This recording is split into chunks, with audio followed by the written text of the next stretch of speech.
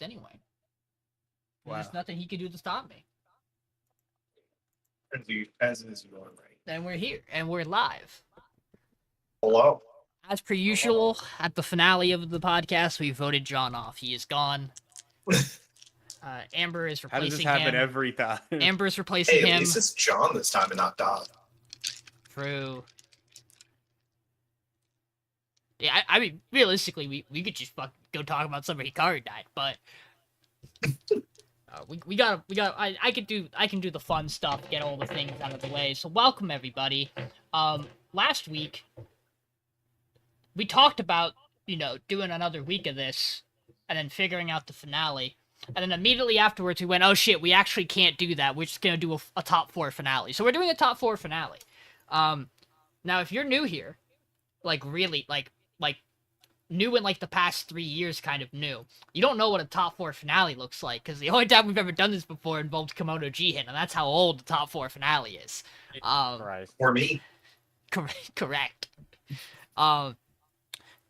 So we're gonna have 4 shows in our final voting segment. So normally how we do this is we have 3 shows. There is no power ranking. There is no vote off. Instead, we just rank the shows that we have left 1, 2, or 3. This week, obviously, there will be a 4th option to rank them. You got it. 4. Good job. You're listening. And so the show that is ranked 1 will get 3 points. The show that is ranked 2 will get 2 points. The show that is ranked 3 will get 1 point. And the show that's ranked 4, you guessed it, will get half a point. We love the 4th show. What the fuck? It earns the half a point. So here's the logic behind this. Realistically, if you do the point allocation 4, 3, 2, 1, it probably doesn't make a difference. I feel like that weighs the first place a lot. In that, like, in my head, if you have a really split pool of your top 4, and like, especially with 5 people, I feel like if the shows range on people's list on their placement, that 4 point feels more like it makes a difference. It probably statistically doesn't. I think I've done this math and it doesn't matter. But so for that reason, I would rather make 4th place feel like it's weighed less and keep everything else normal to a regular top 3. Because realistically, usually when we do a top 4, we're not doing it because we think all 4 shows definitely deserved and would have made it here. It's usually just because of scheduling stuff. Now, for what it's worth, I mean, these are pretty good 4 shows. We'll talk about them, obviously. But I think if we were gonna have 4, this is a fine top 4 to have. But yeah, so we have that half a point on the 4th show. So we watched a lot of anime for these 4 shows. In a very short amount of time. My brain forgot what the other 3 of that top 4 was. That's such a funny. It is a really funny top. It's an insane. So for those who don't remember, that's the Wonder Egg priority season. That was Wonder Egg Skate Horimiya. And for what it's worth, Kimono Jihin still took 4th place that season. Because don't forget, the movie / special was not out yet. If the movie and special was out in consideration, Kimono Jihin to 3rd place, hands down. Yo. Not even a competition. I forgot all of my drinks downstairs. We still had only 2 of us no. holding out hope that was going to be a really good end. Yeah, I was gonna fix everything. Yeah. Yeah, and then we spent 20 minutes Did of the the 40 opposite. minutes recapping. Don't worry about it. But yeah, so we watched a lot of anime for this. We have watched 4 episodes of Fragrant Flower, City, The Secrets of the Silent Witch, and then 3 episodes of Summer Hikaru Died, because they're 13, 13, 12, 13. So that's how we broke them. So that's how it goes. Yeah. I always say we're not gonna recap to the best of our abilities, because that's a lot of shit to run through. But obviously it's really difficult to talk about these shows without recapping some elements of the last couple of episodes. I always like to say, try to do the really, really important stuff. The problem is, for a couple of these shows, that is the majority of the 4 to 3 episodes we watched. So we'll just use our best judgments to try not to be stun-locked into full-on recap, because I think the more important thing is, like, I do think there is a way we can effectively weave in thoughts about the show to build into how we feel about it, while also talking about the key points, right? Because ideally, most of your final thoughts on the show should probably come from major moments that happen in these last 3-4 episodes. Real quick, before we dive into it, I've left every single one of my drinks downstairs. I have to go get those. You have multiple? I have 2 propels downstairs. And I would like... Well, Mm. I have a propel and a third of a propel, and I would like both of them. And maybe a third drink. It is not an anime podcast if you do not see me open 5 drinks on it. So I will be right back. I could go get a full bottle of soju. So if people want to talk, if people have watched anything else in relation to the season or want to talk about anything else, go for it. I don't think I finished Yeah, 'cause anything. Yeah, 'cause I don't think I finished normally we do other anything. stuff I in watched the- Apothecary. I'm planning on watching the rest of Gachi Akuta because I do really like that show. Yeah, I was probably gonna finish Cleavitis and Gachiakuta, but like when you have like 15, right? Yeah, 15 episodes of anime to watch in a week, it's Yeah. like Yeah, back burner. Yeah, no, You that can was wait. certainly the big thing with me. It's like I want to go finish Leviathan. Legitimately, I'm Leviathan, still interested Yeah. enough in Lord of Mysteries, but I think I'm far enough behind that I don't know. Still. It's a lot. yeah. Lord of Mysteries actually started to get interesting when we voted it off, but I didn't feel it earned that time anymore. Yeah. It got interesting, but I lost your faith that it would stay interesting. Yeah, that's the thing. I've mentioned the show before. Show we didn't pick for this season. But thing that aired this season, I did finish today. Dealing with Mikodono Sisters is a breeze. I read a little bit. I read a little bit of it, and it wasn't like I didn't think it was bad. It's so I think it starts. I think its intro is the weakest part of it because you have to meet the girls, and they have very abrasive personalities. That's kind of the whole idea. And then when your main character you finally breaks past it, you're like, oh, they're just little beans, and this group of 4 is adorable, and I love all of them. It's I'm gonna be real. It feels like fucking Quince all over again. It's you're not wrong. Mikodono But like Sisters. the big thing between yes, and the essentially the thing that like the main plot of Mikodonos is that so your main character UISA, he's the son of this famous actress. But he took none of like the traits that she had outside of the fact that he is handsome. Like he sucks at acting. She used to do like all of her own stunts. He's not athletic, stuff like that. He's just like a kind of a smooth talker sometimes, but he's also an idiot. And then these 3 are all good at something. You have the youngest. She's the smart one of the group. She plays shogi. The middle one, she does martial arts, and the oldest one, she is a actress. She specifically she does like the prince role. She is like the more masculine type of that kind of character. And essentially the whole thing is all 3 of them are pressured by their parents to be perfect at these things. And you kind of breaks down the walls they've built around this to kind of make them interact with each other more and just have more fun with life. And it's adorable. It's one of those shows, like, I don't like feel bad about the 2 shows I picked, but I would have been happy as well if this was like in place of them. I would have been sad because it's not as good as Kaoruhana as a romance, but that's hard to do. We'll get into that. I mean, I would probably rather have it over any of my shows.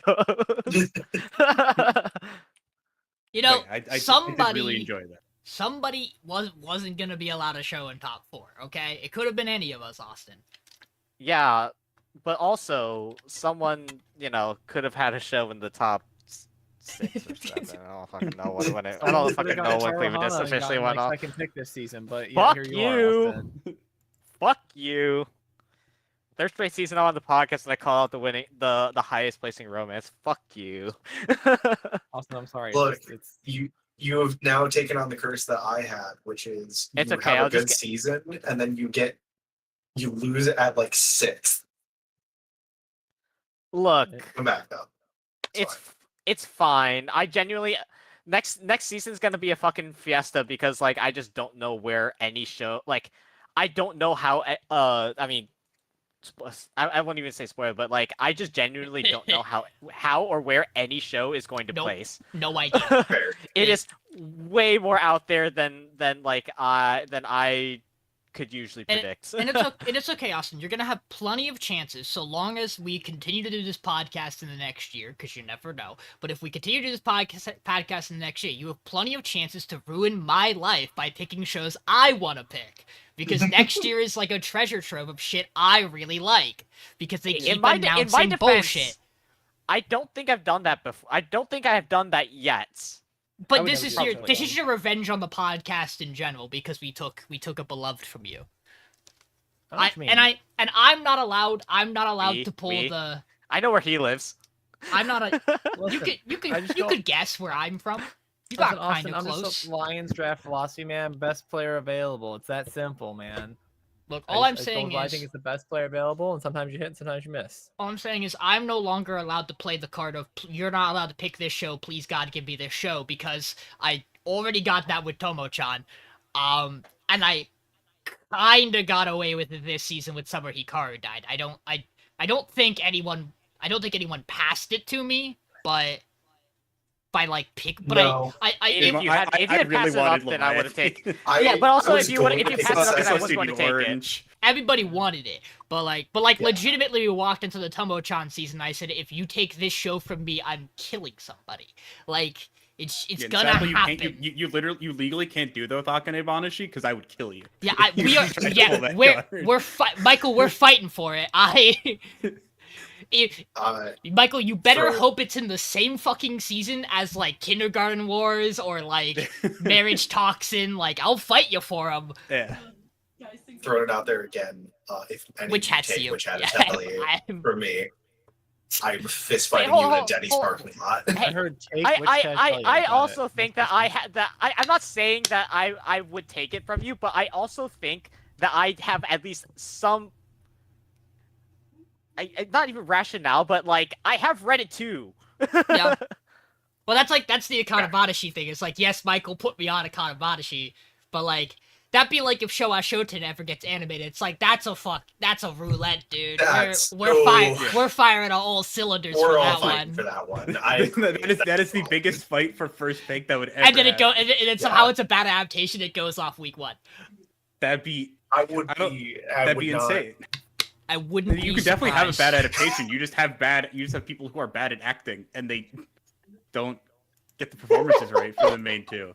But lost it.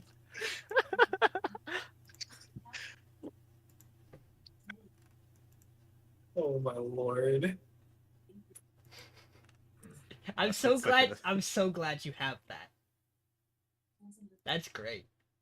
But let's. We're gonna get like framed on the Austin, wall. you didn't specify. You just said Karu. There's a lot of Karus in anime. I think there's only don't... one in this season though. Yeah, but he didn't specify this season. He just said if I don't get it, I don't like that could mean literally anything. Well, you know what? The fuck up, John. I think that's on Austin.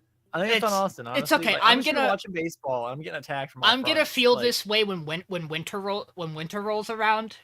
Because there's almost a 90% chance John's gonna do the same thing to me for my planned first pick for that season. Bro, I just pick shows. I don't like. The problem is I think you've heard of it and you'll recognize that it's a romance, and so it'll be on your radar right away. I don't have radars. I just let me see. I talk about it because I talked about it when the manga ended, and I was I've been very excited about it. Oh, okay, never mind. Yeah. Okay, never mind. Yeah, okay, I get it. Yeah, John's gonna fucking love that show, so like I want to pick it because then I'm guaranteed it's gonna go far. But we started talking. Sean, we've shown that my opinion doesn't matter on this podcast a lot of times, especially if anything goes to the wheel. So true, but speaking of your opinion and a show you stole. We do start this podcast with that. There's someone else that could have picked it before me. That's not on me. Well, we're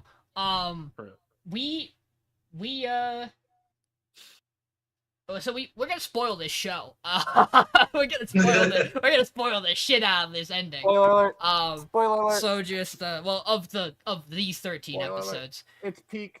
John, how do you want to dive into this? This shit's peak. I just want to free ball it a little bit, honestly. Like I don't want to go episode by episode because a lot happens in the 4 episodes. Do you want me to give the quick synopsis for the 4? Like the real I know quick? the general idea. Like they go to a restaurant, have a study section. Yeah. Awkward stuff in 2s. I know at one point the friends tease them. They're like, "Yeah, no, we know it's fucking obvious you Yeah. like her, bro." That's Like, what do you that's mean? all episode 10. And then Subaru goes, "Hey, by the way, her birthday's like in 2 weeks." Yep. So he's like, "What the fuck do I do for her birthday? I don't know what to do." And his mom's just like, "Just make her a fucking cake. You literally live in a fucking like bakery shop. Just talk to your dad." And we go, "You have a dad? We That's knew like this. relevant? Real. He's That's home? real. He's not like on a business trip That's indefinitely." episode Just 11. Nah, like a show? he's just always asleep in And the so he kitchen. goes, and so the fucking dad rolls up and he goes, "Hey, Dad, can you make a cake?" And then Dad locks the fucking goes, "You making a cake? What's it for?" He goes, my female friend." And he goes, "And what do you want to express with that cake?" He's like, yes." And he goes, "All right, I got you. We start now." And so he's like, "It's like 8:30 at night. We start now." So he That's goes 11. and works Oh, making that's a cake 10. with his dad. 10, 11. they're- Yep. So then 12 is. So they spend all his time making the cake. He locks in. He looks exhausted at school because he's just staying up late making cakes all day with his dad. And he finally makes his cake. Goes on a date with Karoko. Gives her the cake. She looks at it. She goes, "Oh my god, it's cake! I haven't even seen this in your shop." He's like, "Yeah, I made it." And she's like, "Ooh, it's going back in the bag, and I need to go home now. Bye bye." So they have their little date. Subaru kind of sets it up for her to be like, "Hey, we should all celebrate your birthday on the next day." Just cause I'm busy and I'd love to be there as your best friend. Everyone in the class is like, "Oh yeah, that sounds great. Yeah, let's do that." And Carl was like, "Yeah, I'd love to have you there. That's perfect." And then he slides in with the message like, "Hey, we should go do that." And so have this date. She goes home. She tries the cake. She cries a little bit because it's super tasty. And then Rinthro in the living room is waiting anxiously for a phone call, and his parents are like, "Bro, he's the easiest person to read in the world," just like his friends. Runs into the room, talks to her on the phone. She's like, "It was really tasty. My family all liked it too." He's like, "Your family?" He's like, "Yeah, my family." And so she they hang up. He goes to the parents like, "She liked the cake. I want to make more cakes now. I should make some more cakes now. I want to make more cakes now." And so the last episode we basically have it's basically just a confession. She says, "We got to go to the festival because I want to go to the festival with you." So they go to the festival together. And he kind of when they went to the beach a couple episodes ago, he accidentally slipped out that he liked her. Yeah, Missed that part. Yeah, I was gonna say you That was skipped just it. episode You 12. skipped episode 12. Yeah, which is And that. so then they go to the festival Yeah. on episode 13. And then he confesses, and instead of just like replying right away, she basically gives us a retrospective where it's like she's actually been the one going to the shop just to see him for a long while because he helped her while she was going through a tough time. That we don't get too into detail with. We get like some bits and pieces about like a family member that was probably in the hospital. She mentions going to him from the hospital a lot. Yeah, she'll try to sneak that one past us. Yeah. And so I- Like, what do you mean the hospital? I'm aware of these. I'm aware of these powerful But, words you speak of. but yeah, and so obviously she says yes, and it's very cute. Yeah, that's and then it ends on them being together. So Yeah, so we got to the end of 12, Michael Mason and I definitely went, yeah, we could stop here. What are you gonna do in 13? And the answer is obviously do the response, right? Do the response to the confession. I'm really happy with the direction the show went to give you the other side of the story from her point of view. That's really neat. That's a really good idea and a really well done way to make it to justify the 13 episode and have it loop around. It's very funny because I remember we got to, I believe we were starting, we were like halfway through 11, and I remember thinking to myself, we only really get Karuko's like thoughts when it comes to liking Rintaro. We don't get anything else really. You And can we only, only really get that when she says it to Subaru, I was gonna say, and then we get that in 13. I was gonna say, you can You almost never really argue- like understand why. Yeah. For like the entirety of it. It's just like, I mean, okay, yeah, she has a crush. I mean, sure. But I also think there is a little bit of dissonance in my mind about that, where I'm like, do I think it's better to have they just meet and fall in love and it kind of grows, or is it better to have she had this encounter a while beforehand and was always chasing him? It is an odd thing because in the spur of the moment when she goes, "We've met before," my gut reaction is I don't like that. But I do enjoy the way the show builds it, because I think it is nice to have a female lead who goes, "Yeah, I've actually just been trying to have any time alone with you because I'm fucking head over heels for you." I adore I've been trying this. to find This those DMs for months, brother. Hey, it's almost like, in my opinion, some of the best romance is when the female character is equally, if not more so, in love with the male lead of the show. There's a reason I really like Nagatoro. From the get-go. There's Yeah. there's a reason that there's a there's a reason that Dress Up Darling's wonderful in the relation to their dynamic, because she's fucking insane about him. And like, so this is very cute, and it works really well. And it's not as insane of being like, we met when we were 5. That was where I was gonna have a problem. And we were gonna go like, we've known each other since we were children, actually. It's like, it was like a year early, if even. So like, I'm not even, right? It doesn't even feel like that. It's like a couple months before the start of the story. Yeah. The stuff with his dad's so good. The stuff with I wish maybe we got a little deeper into the Subaru stuff than just having her be like, I have this problem with men. We Okay, don't have yeah. time yet to dive into it deeper, We but kind of did though.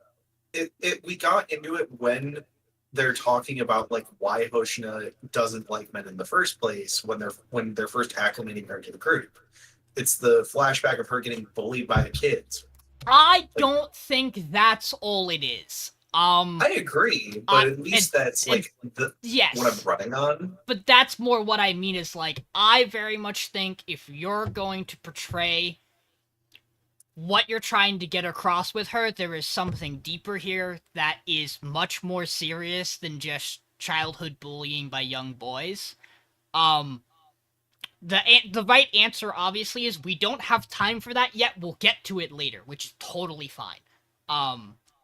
It is just a little interesting to just be like, to just constantly bring it up in episode 12 and never go a little deeper on it. It's fine. It works. I don't have a problem with it because the scene's still wonderful. So I think a couple of you owe one of our boys an apology, because this podcast for a while was hating on Usami at the start of this show. And boy, do I think from listening to Michael and Mason, do I think that opinion's turned around. Oh, It's I great. forgot. Did you mention Sean during the beach episode with the donut scene too? No, I didn't outwardly mention it. It's a great scene. Okay, Amber's favorite side chip is Subaru with who was it again? Saku. Osaku, where they're both shy and she doesn't want to like do stuff for herself because of the boy stuff, and also just like nervous with the friend group, feeling like she's like an outcast, just like holding them back from enjoying themselves. And so she really is into donuts, and then one of the friends goes, "Oh, Sasaki, you also love donuts," or and so he ends up buying some and has them for her later because she basically doesn't eat because of all her anxiety during the earlier stuff. But it's very cute, and that's Amber's side chip, and she's messaged me because she's mad about it if I didn't mention it. I think it is really interesting that it obviously episode 12 does a lot of work for those two, but I do think it's neat that where we are in the show, there's nothing concrete for a direction for Subaru and any of the boys particularly. Mhm. Like, you could there is still really good chemistry, I think, between her and Usami as well. He maybe is too dumb. He might be too dumb to pull that. Yeah, he but, might just be too Yeah. smart. yeah, there might be such a thing as too fucking dumb. But you also have the adorable scene in 10 where he goes, "Hey, Subaru, I'll look at that question for you." And he goes, "Oh, wait a Oh, minute." no. I We- don't know how to do this. we I'm love- dumb. We love a boy trying. He's doing his best. God, so this show just nails. I mean, you would be hard pressed to pull out a bingo sheet for anime romance and not fill it out by the end of this first season. You hit basically probably everything perfectly. So like, then the question is, what does it do that sets it apart? And the answer is its characters are really, really good in unique and interesting ways. Like, Wagari is great. She is phenomenal. She's a little hamster. I adore her. Rentaro, I actually really, really like Rentaro as a protagonist. I think he kills in this season. And then the supporting cast just grows. And I think that like the supporting cast being like extremely relevant throughout like the middle parts of the like kind of being like still being a focal point but still impactful to like the romance itself throughout the middle parts of the series really does set it like set it apart and is a definite plus and I mean there's still relevance in Yeah. like at the end but like a lot of times they'll just like wait. A lot of time romances will just like we are going to focus on the main cast, and then like after we focus on the main cast and like they're together and happy, then we'll start working on like Yeah. all the side characters. Yeah, I think that this entire group of 6 is such a well-realized group of characters. I want to learn more about actually all 6 of them at any given second. Like if Mhm. it focused on any of them, I'd be like, yeah, I'm so in on this right now, actually, because I just want all of them. They're just so good. This entire group of 6. I need more of the friend that's super nice and also the most terrifying fighter ever. Yeah, Ayato, Yorita? the martial artist one. I need more of him. Come on by the soda machine while they're at the bowling alley and be like, hey bro, we need you to lock the fuck in. But like also giving like super solid advice. The conversation about dating is a really interesting Mhm. and kind of new thing that I don't think that I have not seen a lot of romance and manga touch on in that particular way. Like it is Romance is hard. it's a really good conversation that if you were a teenager reading this, I imagine if you did not have experience in dating, that might be something really helpful to hear in a piece of media you were engaged with. What was I gonna say? But yeah, no, I agree. It's like this is a really interesting approach. I love how the end of the show, by the way, at the end of the credits, it shows like the cuts from the manga panel and tells you the chapters So- they're from. So it's like, hey, you can pick up from here We'll if you are interested in have- more. We'll That's have really cool. to check when the Netflix stuff comes out if that's Netflix? actually there. Yes, you heard me. It doesn't deserve to be named right. When it True. Yeah, it's stealing it from us, not giving us the full release. I want to know if that's going to be in the official release or if that is like a fan sub thing that was tacked on at the end because we technically have no way to know for sure. Because I would be I would be surprised to find out that's like a real thing they did. It'd be super nice of them. It'd be even nicer if they had a place you could read it. For free. That's online, pretty. hypothetically. Even pay like in a service that like gives you a bunch of manga if there were more of those. And not by chapter. That I think K manga. That's how K manga does it. I believe. I totally know. I definitely paid to. We all Read use it. legal streaming and legal reading services for all of our weeb related consumptions, right, Yeah. guys? Correct. Yeah. Exactly. As much as I can. As much as I can. When As they much as let I'm me. able to. As long as our subtitles don't suddenly become completely intangible and unintelligible in the next couple of seasons, we're gonna keep using Crunchyroll. But no, like I said, like it's just this show is just really good at what it Yeah. does with romance, and it's a nice fresh take on everything. I think I would make the statement that if you asked me about all 4 of our shows, I would say this show is the strongest consistently throughout its entire run of all 4 shows. Like I think it's this the best romance we've had on the podcast. it is definitely up I there. can't think of one Yeah. off the top of my head, but We've also had a lot of romances on. So so this is the problem. I think losing heroines is such a different kind of romance. Yeah. That Yeah. like that experience was I would say insane. I okay, like the way that I feel about Too Many Losing Heroines is that it's not even a romance. At least like with season 1 content. Yeah, I think with what we got, that's fair, right? It's the equivalent of having like an anti-hero, but like for the romance genre. Um, If that makes sense. I know, You know what I mean? I know Mason's opinions on it. I still really like Dress Up Darling. I do too. It's I think I that will say too, It's not that I don't like the actual plot of Dress Up Darling. Yeah, I you really don't like like- their romance. You don't like the parts that make it uncomfortable. I understand. Yeah. Like I I like them, said, yeah. um, Which is fair. there's again, there's stuff that I think gets really, really close that I really, really liked, but I don't think full delivers the whole way. Like, we know my opinions about Horimiya. We know my opinions about God, Horimiya was so close. Sign of Affection.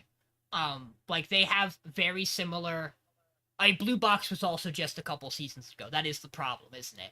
Yeah. Like, I also think that like Blue Box, I mean, it's much Blue more Box gets better the more it hybrid, goes, I think, hybrid too. genre, right? So like, yes. Yeah. we're getting 12. Yeah, we're getting like 12, 13, however fucking many episodes we actually like watched of it for the actual podcast portion.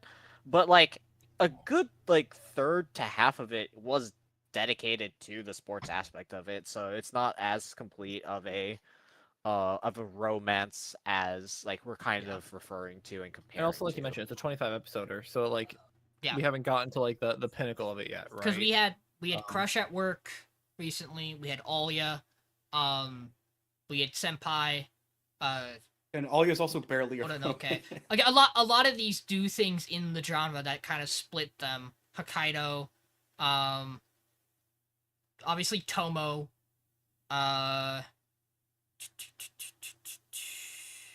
Sasaki and Miyano, the GOAT. True. Five Gay Boys. You're probably right. I think you're right. I do. It is. The fact that it's it's probably- a difficult yeah. discussion tells you plenty, right? I mean, we've had a Like- really good run of romances. You're probably right. I think if you like ignoring my bias and love for Tomo-chan, you're probably right. But it's also Tomboy fair ass. because the Tumble Chunk has great. But yeah. Guys, I have this great video for you guys to watch after this. It's so good. You won't really believe that funny. I have another one as well. No way. You won't- Whoa. you But won't yeah, see it talking, coming. talking more about Karuhana though. Yeah. Some more stuff with these characters. We're getting through we're in episode 11, and like he's talking to his mom, and you see like the bit with just his mom and his dad talking, and like you just see it's a close up of the mom, and I just see the blonde hair, and I go, ow. It's just like the immediate thought of that brings back all the emotions of episode 9 because it was just such a it was 9. Whiplash, Yeah. yeah. Like Yeah. these characters just have such good emotional cores behind them that like I'll see them and I just think that's a good character. Like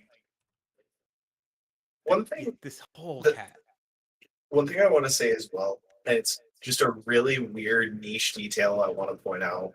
I really appreciate that Rentaro does look like he would be the child of his parents. Yeah. Like, He looks a lot like Yes. his dad.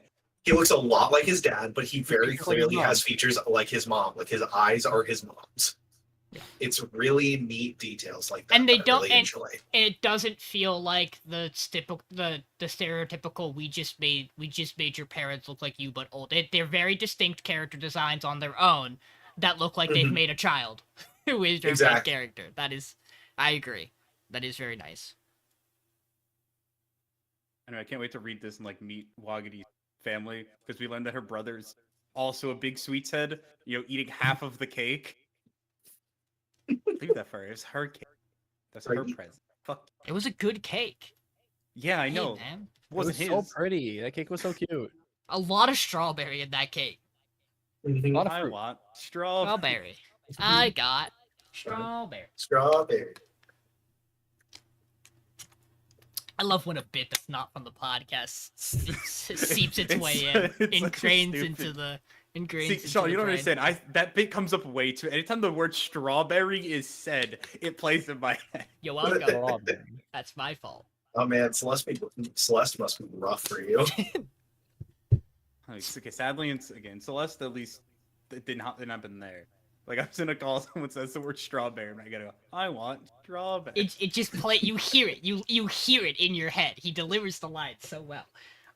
Do we have any other thoughts on Koruhana? Go read it. It's good from what I've heard. Cinema.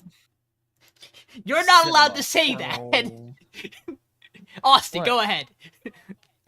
You want to pitch? You want to say it? Amber's been reading it. Okay, that's I'm fair. hearing all about okay, it. I'll allow it then. Read the manga. Good. He's literally There you reading it go, right there you go, now. there you go. Yeah, you're not though. Yeah. You're not. Yes, but like, I listen. First, you don't let him get the show. Then you don't let him push to read the manga. Give Austin something. Fine, Austin, chill about the manga. You did. Oh, fuck you. The time's already passed.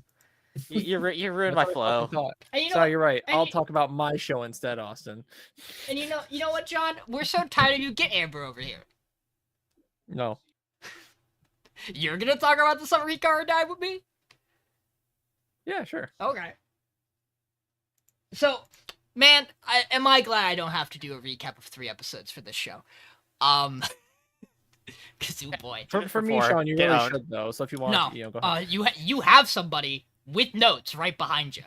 The important things that come from these 3 episodes of the Summer Hikaru Died are that we talk a lot about the folklore stuff. We get a lot into like the actual 5 villages that are here and like the things that happened with them, the curse of Hikaru's family and what they've done. And the answer to that is a guy's wife died and he went, "Hey, bring my wife back." And they went, "Sure." And they only brought back her severed head. And then a bunch of people died, and then eventually she died again because she was a severed head. And so, you know, things happen. You get we dive into fixing Hikaru as he, you know, had his head cut off. Fits thematically.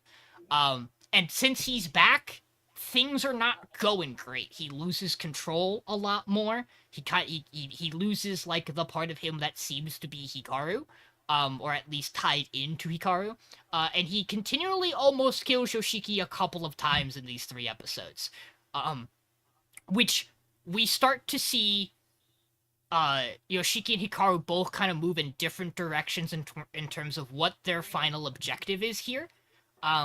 Which Yoshiki is doing a lot of research to figure out what exactly Hikaru is and how they can stop these irregularities from happening.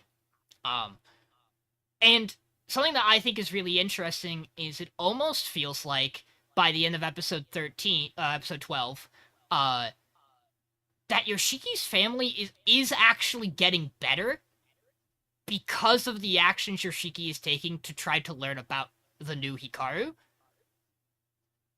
And on the other hand, you have Hikaru, who feels like he is making things worse for everybody by being around and has decided he wants to go back to the mountain.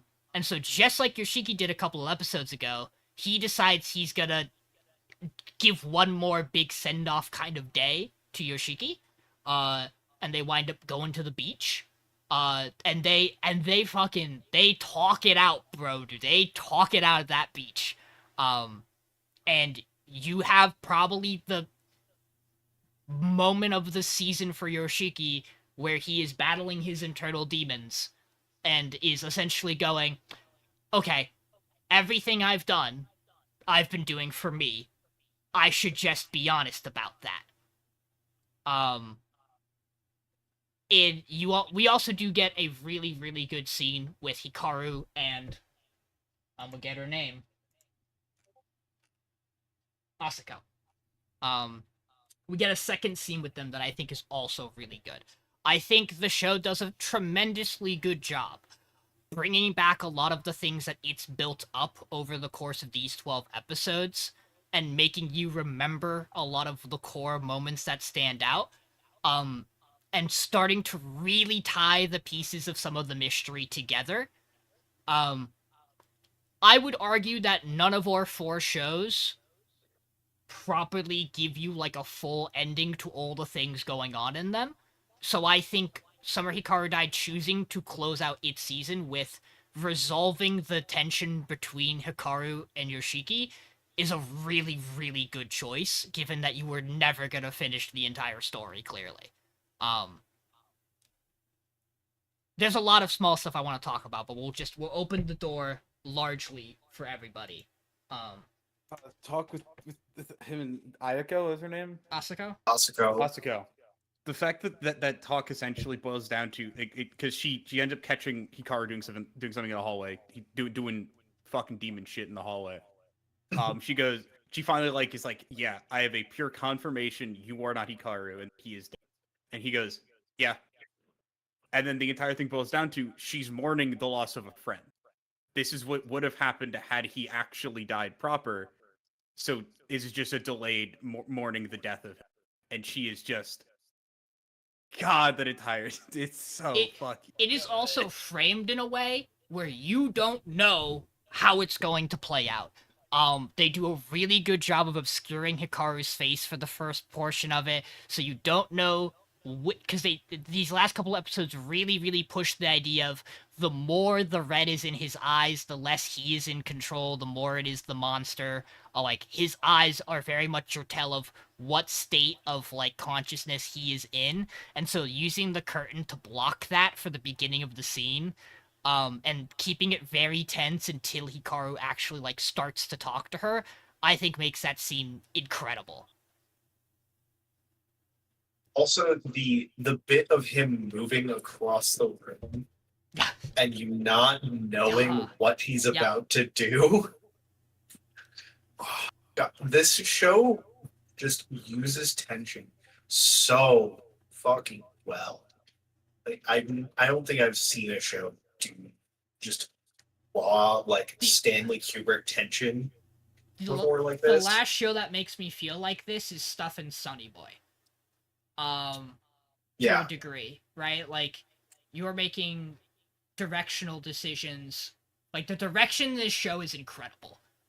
From like from that standpoint. John, you are muted if at any point you've been trying to talk to us and not just Amber. You're good. Okay, I'm just listening. making sure. Also, it is hard to say because I really don't think I was paying enough attention in the first 9 episodes, but for sure these last 3, boy, Cygames, could you get any more real-life, real-world footage of the location this story is set in? Jesus Christ, dude. These are the fucking train episodes. It's just a real train. And it's just actual footage of train and landscape. Yeah. And yet somehow it works. Like, it isn't jarring in a way where you're like, ugh, I don't like it. It really fits what we're doing. Part of it too also is the fact that we've seen this shot the entire show because it's used in the ending. No. Which is a really, like, I think that's a neat touch as well. Yeah, and also, like, images of real life aren't a new thing even within the show. No. In episode, like, 2, we got the visual of raw chicken. There's an actual fucking picture of raw chicken. So, like, it doesn't, and at the same thing also within, like, the train scene, you're focused on them. It's just, like, auxiliary stuff is happening around them. That doesn't matter. You're focused on the two of them sitting there on the train talking about just whatever the fuck they're talking about. These two are ridiculous. We also get the scene where Hikaru, like, really asks. He really looks at Yoshiki and goes, what was the old Hikaru like? And boy, is this description from Yoshiki incredibly raw and real coming from him. They do a really good job of drip feeding you flashbacks and reminders of what Hikaru was like to Yoshiki, only to give you this moment finally towards the end of the season. And when he describes him, you go, yeah, that definitely sounds like the guy you've been telling me about the entire time. Only to also then build that up to Hikaru's lines in the final episode where he's like, look, these are all the things that the old Hikaru were, and this is all the things I am, and we are not the same, and you can't keep thinking I'm the same. While Yoshiki is like, well, I've been trying to show you that you don't have to be, as he's actively still in denial, and just, like, he is struggling to make this all work because he's doing this for him, which is fine, and that's, like, the idea. Obviously, you have the huge undertones that is Yoshiki feeling like he is the monster, which certainly almost entirely plays up to the fact that we are gay. This is a yaoi. We are. It couldn't be more of a yaoi. He says, "I love you." Look, that entire scene at the end where he is on his knees in the water is just Whew. But no, God, these last 3 episodes are so good. Just this show as a whole is. And then And this is Okay. entirely missing the part Thank you. where like You're the gonna one do it. guy Thank comes in and goes, "Oh yeah, Yeah. because you have the investigator doing the entire investigation on Nonoki-sama here." He goes, "Oh, this thing and this thing. They got like the little head because that's the idol we learned about in episode like 4 Yeah. that we know is gone. Okay. That he has it, I believe. Yeah. And we learn he just hits us end of episode or like, midway episode 12. He just goes, "Yeah, Nonoki-sama's not even real. Actually, that was actually a false god. It's not even one of these spirits that's doing anything." which we have Which to. locks us into an even weirder thing, which is, okay, now so what is happening on this mountain that caused this stuff that when everything failed that one day? Last Huh? and the last So- like big thing that I adore is like the final. Like God, we haven't even really talked about Yoshiki talking to his dad. And Oh, how yeah. and how Yeah, wonderful because that's where all that his scene research is. comes from, and then he Yes. starts talking to his dad because his Um, dad's super into the occult and shit. Well, it's just his dad. His dad is into the occult because he was friends with Hikaru's dad. Yeah. Yeah. But getting the conversation that is, yeah, our village is the head, and the only body part not found in the tunnels for these rituals were heads. Where the skull. And then Yoshiki goes, "Oh my god, every single monster that's attacked us has been head related." And you go, "Oh my god, every single monster that's attacked them has been head related. Hair, neck, fucking It's just the show. Who can say whether the author knew all these things when they set out to do this, or if they all just happened to work out so well by the time they got there? It doesn't matter. It fucking rules. Because we had already placed like that they were the head Yeah. like 5 episodes ago, or I guess like, episode like 6 or 7. Like at that point we'd already placed like, yeah, that's the part of this large body they're in, and it's like Jesus. Austin, John. So I can peek in real quick, Austin, just as I don't have much to say about it because I didn't fully witness this. But so based off my interpretations of things, I got a number of messages while somebody finished the show, and it goes in order. Also, Hikaru, I'm Angie. Bad show, stupid endings, no answers, no conclusions. More specifically, feeling like basically like the show is still introducing so many things, but we never really wrap any of these ideas or concepts up. Is kind of the issues that we're having with it. It's like we don't even know what the spirit guy really can do, I guess, or like what his like goal is here. We have no resolution with like Hikaru itself, and to that degree, basically, is what I'm gathering. So it's like I said, we have like the whole Hikaru taking Yoshiki out back, and basically saying that he's going back to the mountain. And she can go like, "No, you can't go back to the mountain, but you should go back to the mountain. But like, you can't go back to the mountain because I need you here because we're both the bad guys." So that's kind of my take on it from the John household. They can't do it because they're both gay. That was the sentiment. And I But, definitely like I wasn't a huge fan of episode 12. Like I liked where it went with like episode 10 and 11, but episode 12 just kind of felt too slow after all the shit that we had going on in 10 and 11. So it kind of felt like out of place, and then to me it felt like it was a very awkward ending. It was like I wish it would have stuck that a little bit better. That's fair. It is. I was like, yeah, the end of episode 12, or like get back like half of it being just the two of them having a little tussle in the water. But at the same time, that is the big emotional resolution where Yoshiki finally like has to come to terms with that this isn't Hikaru. Does at least give us a resolution, at least partially, on Yoshiki's mental here. Because the story, as much as it is about all these mysteries and stuff, it is a character study on following someone going through loss. Yeah. With a missing friend. He is essentially in a constant state of denial because Hikaru is physically in front of him. But at the same time, he needs to be able to push past, and that's like what we're following is him in that stage of grief. Yeah, I just like kind of expected the emotional resolution to be while they're having like a very much life or death situation. That's fair. I think the reason why I really, really like the way episode 12 goes is that, like, you get to, like, what you are resolving, what you are concluding for the story is the tension of should Hikaru stay or should Hikaru go? And by the end of this episode, the two of them are in agreement because Yoshiki can finally be honest about it. He doesn't want Hikaru to stay because, like, it's the right, like, it'll be fine, everything will work out, it's the good thing to do. He wants Hikaru to stay because he needs Hikaru to stay.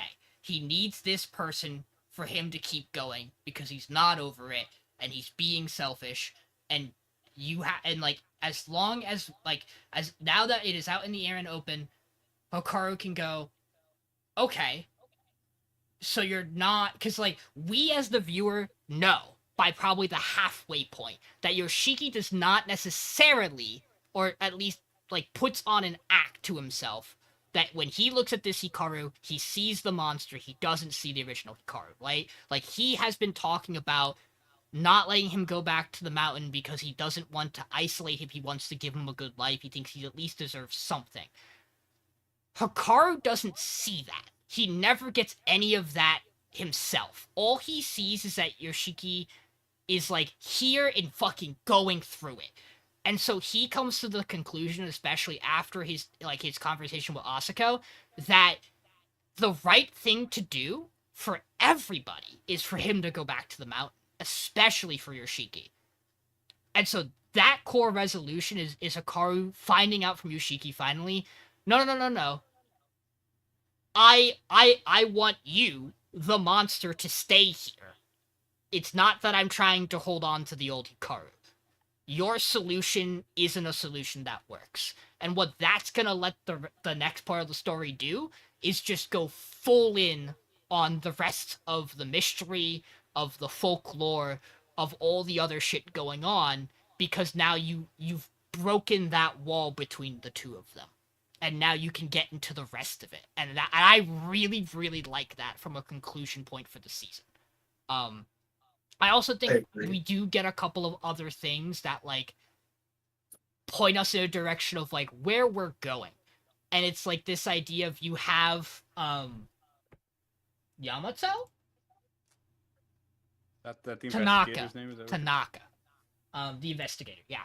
You have Investigator Tanaka, who, when he goes and he explains that Nonuki-sama isn't real, and when they're talking about him with the sword and him not being able to see, they show off more of his body being infected and, like, taken over by, like, these irregularities.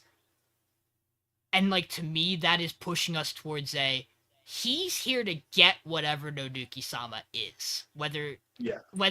And however he's going to push this to the villagers doesn't matter.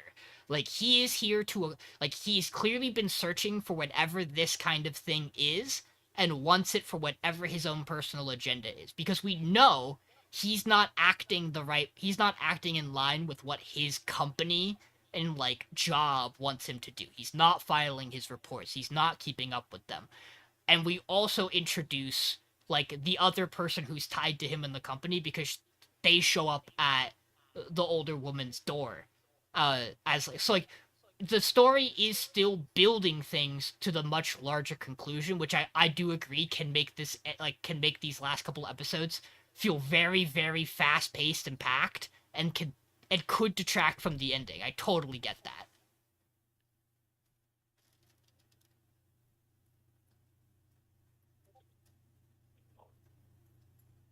So Tanaka being blind was, like, a really, like, wild thing. Just kind of toss at us. Yeah, just a crazy thing to just dribble in there too. Yeah, I heard about that one. But, like, he's blind, but because he's part of the company or whatever the fuck that is. Because they give him some special witchcraft powers. glasses. They give him Glasses. anti-blindness glasses. I feel like it has to do with something with him sucking up all those spirits. Oh, That's yeah. my Yeah, theory. But it's just like like I was saying, it's another thing where it's like they kind of just, like, throw that in there, and it's like, You're sure, man. This is probably all stuff that will get hit. from Dungeon because Black Company. Like, Yeah, I mean, yeah. The thing is, the manga wasn't designed to have oh, and we need to have a conclusion when we No, hit for sure. chapter 37 or whatever. Yeah. It was just we're going, I mean, for what and it's like I and said, for what it's- they place us Yeah. somewhere at least in the anime. The conclusion between the two of them. Overall, very Here. good. Ending slightly disappointing. overall very good, but disappointing ending. Yeah. That's what I think. I think it really depends on what you were super in on for the show. Well. If it isn't John taking credit for the work of a woman, Of course. Hey, wait, whoa. Hey, I paid for the rock in the house, bro. Listen, I can have her watch one show for me Be Okay. Be careful here. that she wants to watch anyways. Speaking of things that are peak, thanks Amber for watching that show for me. Thank you. Thanks Amber. Round of applause. Yippee. I'm There we telling you, go. she's making a very strong case about why we should just swap her in first. I've been saying Amber we said she gotta- would we do the gotta vote John podcast off if we the needed a body. The problem is I don't think she wants to watch all the other shit we have to watch. That's the problem. What do you mean? This next season is so good for it. There's so much good content Yeah. here. there's so much variety. Yeah, we got isekai, returner, But- isekai, But yeah, returner, reincarnation, isekai. Did you just hear me? yeah. I'm not gonna repeat what Amber just said. Just it's fine. It's about Noah Austin. That's all I'll say. Oh boy. He has my Like, he has my you- old yeah. life balloon. I gave it to him when he was staying at It's Amber okay. still. And Amber's like, you can't steal that back from Noah because of reasons. Do we have But, yeah. other things about Summer Hikaru? Nope, show good. I am definitely interested in hearing about more of the show in the future. I plan to go read it. Yeah, I will say one thing we were like at the end, like I was thinking through the cast of characters, and I was like, again, this might be a thing that just like they get to this eventually, but you have this main group of the 5 friends, and Asuka is really important. Yeah. I don't feel like we get anything with Yuki and Yuta. I have their names, for no reason I know their names. The baseball player and the other girl. I think he plays baseball. Fucking sportsman. And again, I imagine you get stuff with them eventually. But the thing is, it feels weird to like do that now when Asuka is like she has a connection to the spirituality. She could hear the spirits. And like we haven't gotten that with the other two yet, and it feels awkward to like try to force them in at this point. Well, Like, what do they do here outside of him being sports guy? they just might not. Like that's And that feels like, it makes me sad. I like fully realized character. I like cast. I think that's fair. I also just think that not every story needs that, right? Like Fair. some stories you have your core and only a small handful of characters, right? But who knows? I mean, I don't know. We could do more. We'll find Yeah. out. And shout out to the greatest mom of all time, Kurabayashi, the woman who helps them do like, God. all this stuff. 10 out of 10, wonderful woman. Mason. So, City. City. So City, we have. Look, a lot happens in City. I There's mainly an just unreasonable remember amount of bits to try to go through. there's so many bits. No, Mason, It's you have to really go through fun. every single one of the bits. My response to that is fuck you, do it yourself. No. I'm trying. I won't lie to you. I'm trying to remember the bits from 10 and 11. Yeah, So they're I don't I remember watched it which one it's today. in. One of them has like the entire song bit or the guy sings the performances. You have one of those. yes, Um, that one was I really think good. You have In the vac- 11, you have have the the vacation X-rated bit. manga bit. You have Wako Izumi being inserted into the bit between the mangaka and making that bit infinitely Okay. better because she is there and being Wako Izumi. It's so good. It made all of those bits worth it for this one, in my opinion. I don't know if I'd Good go one. that far, but I will say that it's definitely the most enjoyable of those bits. We get a lot of stuff with Nikara And Nagamo. and Yeah, Nagamo. with Nagamo and Ikki. Those two are like I'm crazy. They're like the protagonists. I'm not always a fan of some of the stuff we get in. I will be real with you, in this last stretch, there are a lot of for me the big thing here is the Matsuri and Etchan stuff is by far the best part of this show, hands down. Yes, There are absolutely. there are parts in the end here where I feel like I lose and don't quite understand what Nikura's character is. The YouTube gag I think might be like, it has moments, it is enjoyable at times, Mambo but I number feel 5. like the Mambo number Mambo 5 number bit is insane. 5. The Mambo number 5 bit is So unreal. funny. I don't know if it hits the way I wanted it to, but I wasn't expecting it.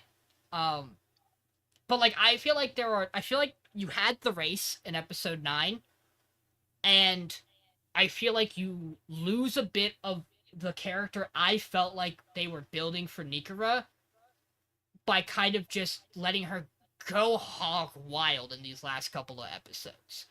And I think I really wind up feeling like the only characters who feel like they have a really consistent core arc are Echan and Matsuri. Which is probably fine. They had the entire they had the entire beginning half of episode 13. Yep. And the rest of episode 13 isn't dubbed. Yep, the rest of episode 13 is a musical for literally no reason, because Yep. they think they get a Michelin star, and then it turns out the officer, who is, by the way, just named officer and is not in fact a cop, he just dresses like one. And he's also a member of the Rico Izumi fan club. It's an Yeah, important part of it. Can't He's forget member that. number 3. Something like that. So, okay, I need to talk about episode 12 real quick. Because I just remembered this. Episode 12 opens, I believe, on the Etchan running through the town, taking in all of the memories. That's the end of 12. Is it the end of 12? Yeah, okay, it's the end of 12. the end of 12. This Yeah, is still because part. that's where I grabbed the screenshot from. It's Yes. the end of 12. This is still part of the problem. So the end of 12 is this, where she runs through everything and she meets up with Matsuri and she taps her on the head and she goes, "You now do not remember me." And then they do the meeting and they do like the greeting to each other, and she goes away, and it sets up for the stuff at the start of episode 13. The problem is the rest of episode 12 is entirely the bit with Nikura, where she is fighting the weird creature thing in a boxing match for 15 minutes, and I don't know what we're doing there. I don't think it's that long. It feels really long. It I don't think feels- it's that It long. Felt like it was fucking It's forever. like 5. It felt But like I half agree, the episode. it's long. It does not need That's to go probably on. an entire chapter of her just It- punching it- this thing. It also Yeah. doesn't really make any sense, and the payoff for it doesn't make sense, and I don't get any of it. And it really, know, it's- really hurts that episode for me. Because, like, No, it was a continuation from the gag the episode prior, where we learn about all the weird creatures in City. But- And we learned that this thing has a dark future coming to it. And the bit is you're expecting that entire time that Nikura's gonna fucking kill it. sure, you could take that interpretation. I didn't get that. And I think it is maybe the worst. I think that bit, with where the show is at the point it is at, I think that bit feels so nonsensical and so out of place that I think it really, really hurts the end stride of this show. Michael, we were dead silent that entire time that was happening. Fair. Again, I'm not saying it was a great bit. I meant that because I was sitting there going, what am I watching? Where does this go? What is the purpose? And I thought He's maybe got the 100 this yen is... coin standing next to it. I was like, is this what Austin's been feeling for the entirety of the podcast? Yes. Yes. It's okay to admit you don't have a sense of humor. It's fun. Hey, sometimes no sense of humor helps you with some of the stuff. Look, this is not exclusive criticism. I will say this about Sean anytime on any Yeah. other time. That's true. I walked away from City really liking its highs, thinking it was a really solid comedy, but still feeling like, even with its highest highs, I think it is our weakest show in top 4 for sure. And I really like City. I enjoyed it a lot. That's my opinion on it. This is the show I will outwardly tell you where it is absolutely going on my ranking before we get to the end breakdown. So I'm not gonna say it's like the best show on the podcast because I don't think that. I'm not gonna jock my show that hard. I don't think it's the worst. I think, and I'm not saying that the show I think is the worst here is bad by any stretch, but I think City, while it may have some bits that don't land, is one of the funniest shows we've had on the podcast, in my opinion. And I think any comedy, not all bits are going to land. Yes. And I think it makes up for that with the actual serious points of like losing a friend and like how you deal with that as a child and like making the most of summer. I think it just does a really good job with that idea specifically of capturing summertime in a town like that. I agree with you. I again just feel like they were setting up a lot of other things.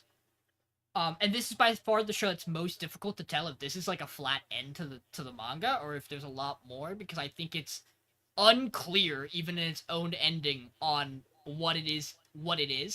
There's like an implication that it might keep going. There's an implication there might be more, but you don't know. I don't know. This is the kind of manga that could go forever. But like I think about a lot of the character pairings, and I'm like, there are a lot of really great themes and lessons that like were starting to be built that I don't think hit their climax and their conclusion. And I find it really hard to put this above any of the other 3 shows when I think they do really wonderful things with their character cast. I agree with you though. Comedy goes, this shit rules. I had a great time with it, and I felt like in terms of, for me, how many bits you hit and how many bits you throw out and how many of those hit and are fun, I think this had far better track record than lots of comedies on our podcast for me. I also do want to shout out the fact that this show is fucking pretty and does some wild animation shit. The And problem, I think that is a thing to Like- at least acknowledge. yes, Like, yeah, like if I was to like take a step back of like me not understanding the Take humor, the like hair if glasses I off. did enjoy the humor, this absolutely deserves to be where it ended up in the season. yeah. Like For it is sure. it is great animation, great great voice acting in both the sub and the dub. Yeah. It's just the content. For sure. And that is totally fair. Like it's a show that's just you don't jive with. I get that. Also, you're not allowed to have different opinions. This is why I took Karuhana. but no, like This is racist. um, Got him again. That red button. Cancel. damn, I That got red fucking button's red. calling to be like the Green Goblin mask. Got hard red, bro. But no, like you said, like there's a lot of good things about the show, and like I said, I think we've been spoiled with, like, we've had peak comedy on the podcast before, and it's hard not to compare comedy shows because while objectively, like, comedy is very objective, and, like, individual, and it's very like each show can't tell the same joke idea. Like I said, if this did gel a bit better with me, I think it would be a great show because like it does all the things right. The animation is good, like the characters are expressive, like the animation itself is beautiful, like the stylistically, that style is just super good. But like I said, it's just like I can't see myself putting above these other 3 shows from what I've seen. From the other 3 that are just like very like, at least 2 of them are like more like complete holistic stories, and the other one is more on that unique, like out of the box end. I if that I makes sense. I will give the argument that I legitimately think none of our 4 shows Yeah. are a complete story. Karuhana is the No, that's fair. closest you get because they bookend it in a very good spot. In terms of what you, but there is so obviously much more to that story. Silent Witch does not get to a stopping point in its overarching story either. There's a No, but lot it does going complete on in its that. arc. Is more so like the idea. It, of the it. problem is the that arcs are more Yeah. clearly defined. yes, for they me. do really small arcs, and it gives you like a 2-episode arc to end on. That like change it. We'll talk about it. We will talk about it next. Talk about it, but yes. So let's not. We're kind of spoiling ourselves here. But one of the points I'm gonna make is I agree with you, Mason. City is wonderfully animated. It does insane things. Karuhana is so simple with its animation and its Karuhana cheats direction. because it has Cloverworks. Yes. Yeah. It is pretty in the simple moments. It is directed in a way that is that feels very genuine and real. The Summer Hikaru Died's direction and animation is fucking bonkers. Mhm. And Secrets of a Silent Witch looks consistently wonderful the whole way through. And there are lots of scenes of that I also think are wonderfully directed. So, like, for me, I don't disagree with you. And City definitely has very particular directed moments and art style moments that you point at and you go, other shit's not doing that. And that is 100% true. That is Kyoto Annie for sure. It still can't nudge itself higher with just that for me personally. Because No, everything else also has such a high bar. We're really shooting at all cylinders. I agree. I was more just saying it. I Yes. think we should at least acknowledge it. For sure. Yeah. Sorry, I was doing research about City. Where it ends. If it ends. I don't think it reaches the end. And also, City is currently ongoing. Yeah. It doesn't surprise me. Well, So therefore, Fun- it does funny not end s- yet. again, not important. So, kind of. City has been released in 2 sections. It ran for about 4 years or 5 years, ended, and then 3 years later restarted. So it restarted at the beginning of this year. Okay. Probably around the same time we got the announcement of the anime. Would have been probably coinciding with that. They have started like Makes a second sense. part of it. There's something like 160 chapters of City. That were pre-thing, but also a volume of City has 20 chapters in it or something. Or like Yeah. 13 chapters. These are It- really short chapters. It is hard to Yeah. know. Makes sense. It would be very difficult And to I know also how think much of they this tell gets the covered. story out of order. Oh, None for of sure. the bit order doesn't make sense chapter name wise. Like I'm like, oh, it's like 537 62 5 doing crazy shit. Michael, Because that's just how they wanted to connect them. thoughts on City? I think City is a phenomenal time. I really enjoyed overall, I think City was a great comedy. Yeah. There are bits that didn't work. Again, as we said, that'll happen in comedies. There's always going to be things you don't like, especially when they're not like consistently the same style of comedy. They're all different groups that have different like inherent to them. As we've said, every single time they pop up, mangakas aren't particularly funny. It was good when those bits started to include Wako in them randomly. And like even then, I don't think either of them were inherently bad. Like together, I think it was just this way they centered those bits on the two of them just fucking breathing heavily at each other was it. But like I think overall, this entire cast of characters was just super fun to see doing stupid shit. Like you have, and you also have constant running gags with characters that'll be like callbacks to some random thing 5 episodes ago. Or like just like random like slow builds up of characters. Like in the background, you learn Riko is some like mega hacker because she's the fucking dude. That's why she EP or something. Maybe she's just hacking all the time. You have the entire like situation between the Makabe family with each other. You have the entire stuff with the Adatara family. That's all just like side bits that end up turning into. And now Ryota Adatara can now interact with 15 other people because we just know about it. And I think that's what made the comedy work here. So you could always you could kind of guess where bits were going to go because you just knew the characters well enough and they were consistent. But at the same time, you were never ready for when Nagumo did some fucking stupid backflips off of shit. Or like whenever Wako was on screen and she just did anything. You could never predict the next word out of Echan or Matsuri's mouth, but you knew it was going to be the two of them doing the stupidest inside joke of all time. I just really, really enjoyed a lot of the bits with this cat. We fucking end episode 13 with the fucking inventor making a fucking time machine. Yeah, that gets blown up by Nagamo. Completely ruined. The Nagamo knocks a cup of green tea onto because someone put that cup of green tea at a very terrible location. I feel that. Do I know where I'm rating the show? I don't know yet. Yeah. I still haven't fully locked out how I want to place my entire top. But I will say I had a great time with this show. I feel like I do need to talk a little more about this, because I do feel so strongly about it. Part of the reason I'm so hard on the other character dynamics is because I think this show so perfectly captures what it is trying to between Echan and Matsuri.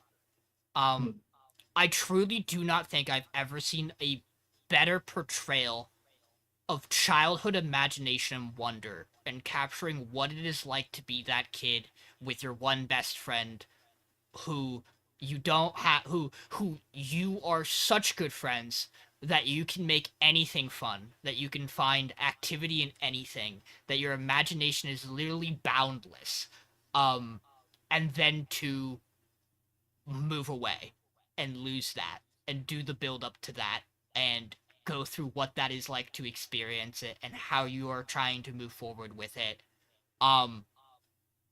Like I cannot express how on a personal level that portrayal means the world to me. That's that. Mhm. My Those two are my phenomenal. personal history, that shit is very it is phenomenal. And I think that is why I find myself wanting so much more out of Nikura and Nagamo, is because, like, they are the older characters. They are the things that are more closer to my life right now. And, like, you could really hit me with getting, like, the what are you doing in your summer? Where are you going with your life, with where you're at? Like, it succeeded so well that I'm much more critical of it in regards to its non-comedy elements. But like I had to say that because I don't think I've expressed enough on this podcast or clearly enough on this podcast just how much those two characters mean to me and how they've executed that story point.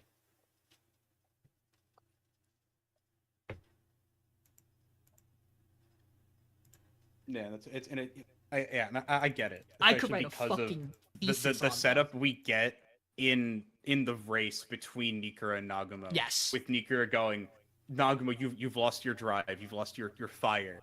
We need to get that back, leading into her just wanting to start a YouTube channel. Which And, it like- feels like those two entire chapter sets are probably 30 chapters apart, and it just happened that's where they placed them. And I can see underlying that ideas feels there that might work. But it's also like there's no conclusion to the locket. Like you drop the romance plot point with the elder Aratara and the rich lady. Like you don't conclude that stuff. And like again, who knows? You do. I am away being somewhat hypocritical because I've really enjoyed the choices that the summer Hikaru died made and what it decided to wrap, and I was comfortable with what it didn't. And the idea here is that in City, I'm not so comfortable with the things it didn't decide to wrap. I would have liked more of it. But that's just how it played out. Still fucking incredible. I don't think any of these shows rate under a 9 for me. Personally, I think I enjoyed all 4 of these shows to that level that I would rate all of them a 9.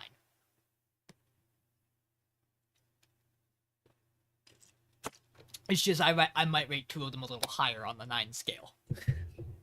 That's fair. Michael.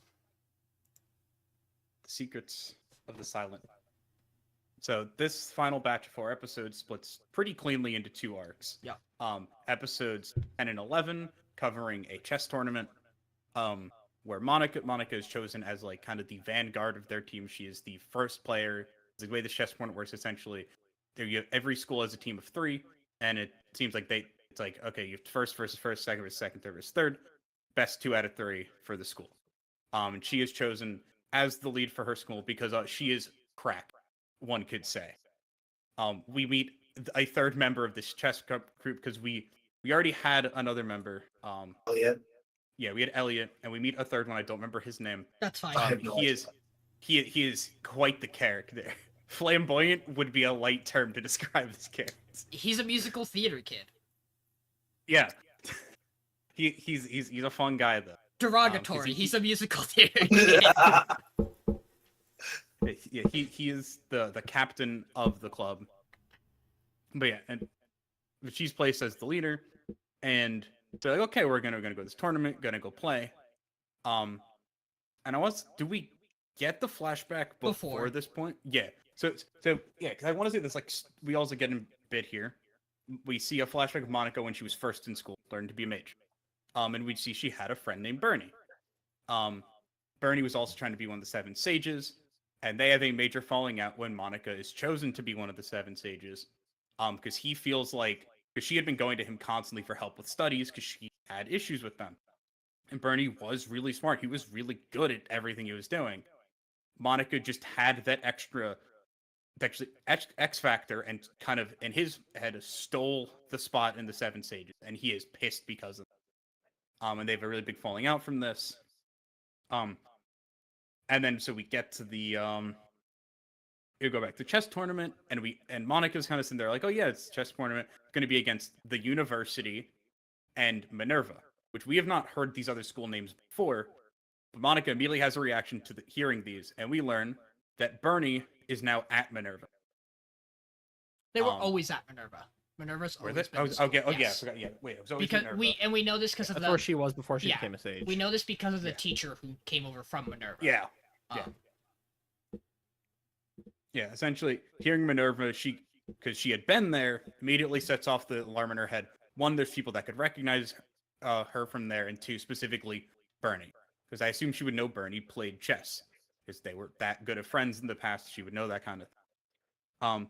So she gets Colette to then Colette goes, okay, there's probably something happening here. I don't know what. I'm not going to dig into it, but if there's someone you don't want to see there, I'm going to disguise you. And she kind of they do her hair completely straight and no curls in it, and she puts on glasses. And we're like, damn, that does look like a different character. Bernie ends up being a member from Minerva. He sees Monica and instantly clocks her as Monica. Actually, within 3 seconds, it is instant. Which leads to a potentially big confrontation between the two of them, where Bernie's like, yeah, I still hate you. You took my spot in the 7 sages. And Monica just doesn't have responses to this because she's not the type of person to have confrontation. She's a very big pacifist within these type of things. And we get Colette to kind of come in and be like, excuse me, you're being a bitch, actually. Monica's the GOAT.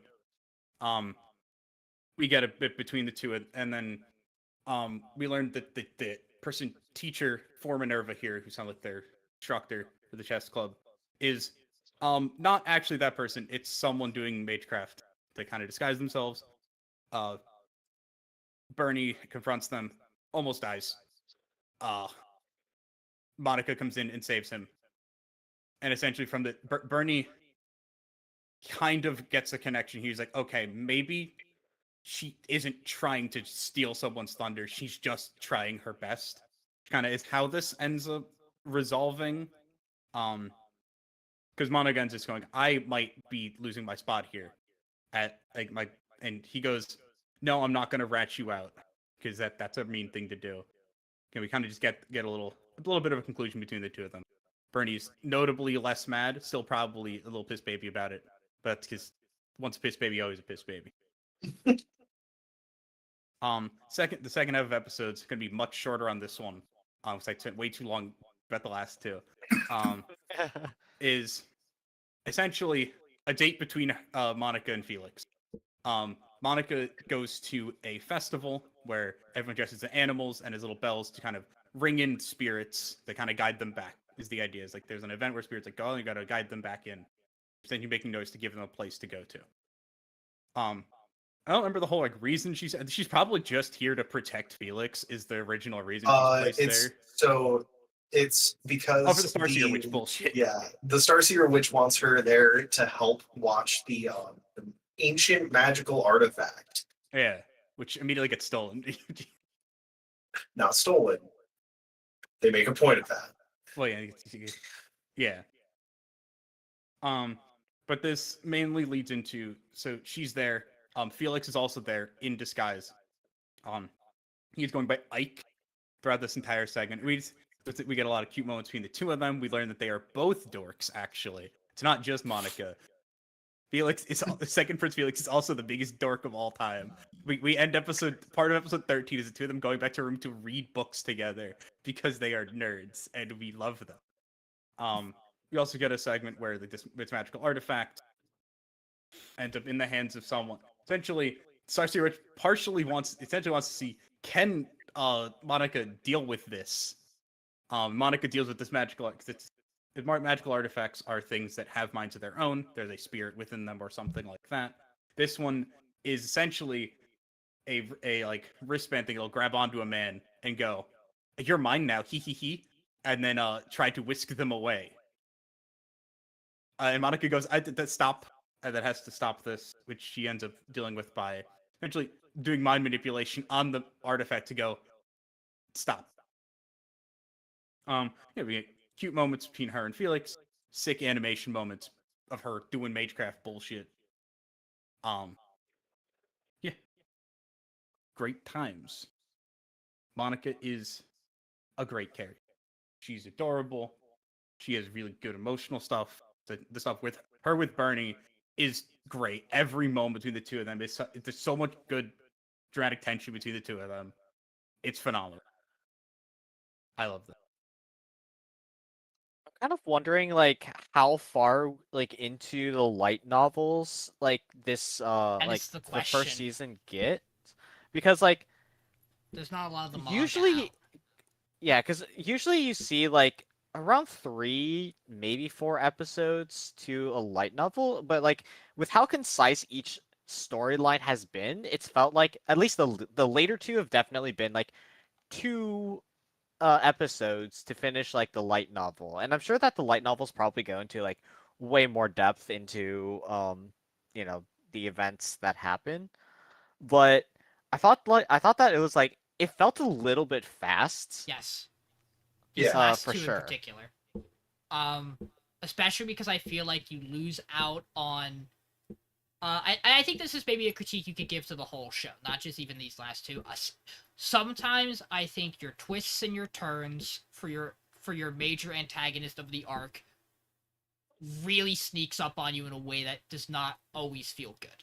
I think Casey. I think Casey was fine. But like Casey this, was fine, but also like when I was like finishing up the show, I was just thinking that like I feel like that reveal would have made a way better like season ending.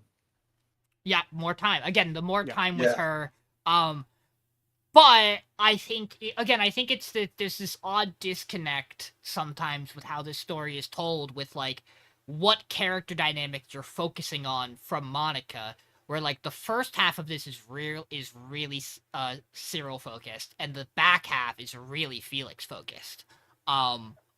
And like if you're building as you're building this kind of story, that does make sense because you're building up bigger stuff with Felix, right?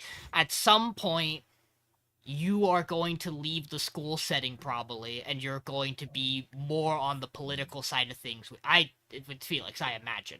But like for me, I was like, you get the antagonist of the chess arc and you don't get anything out of it.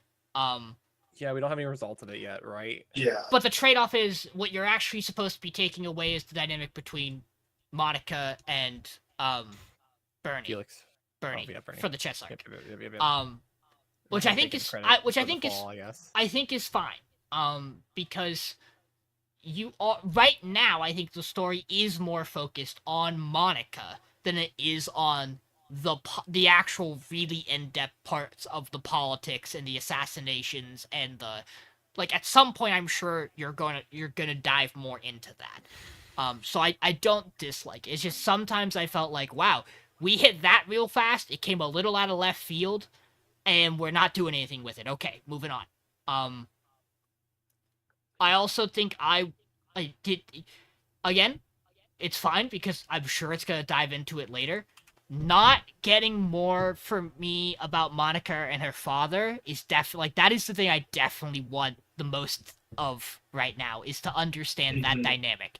But that feels like something that is I think it does a good job of making the pacing for the reveals about her father feel real in that she probably doesn't want to dive into all of that in her own mind.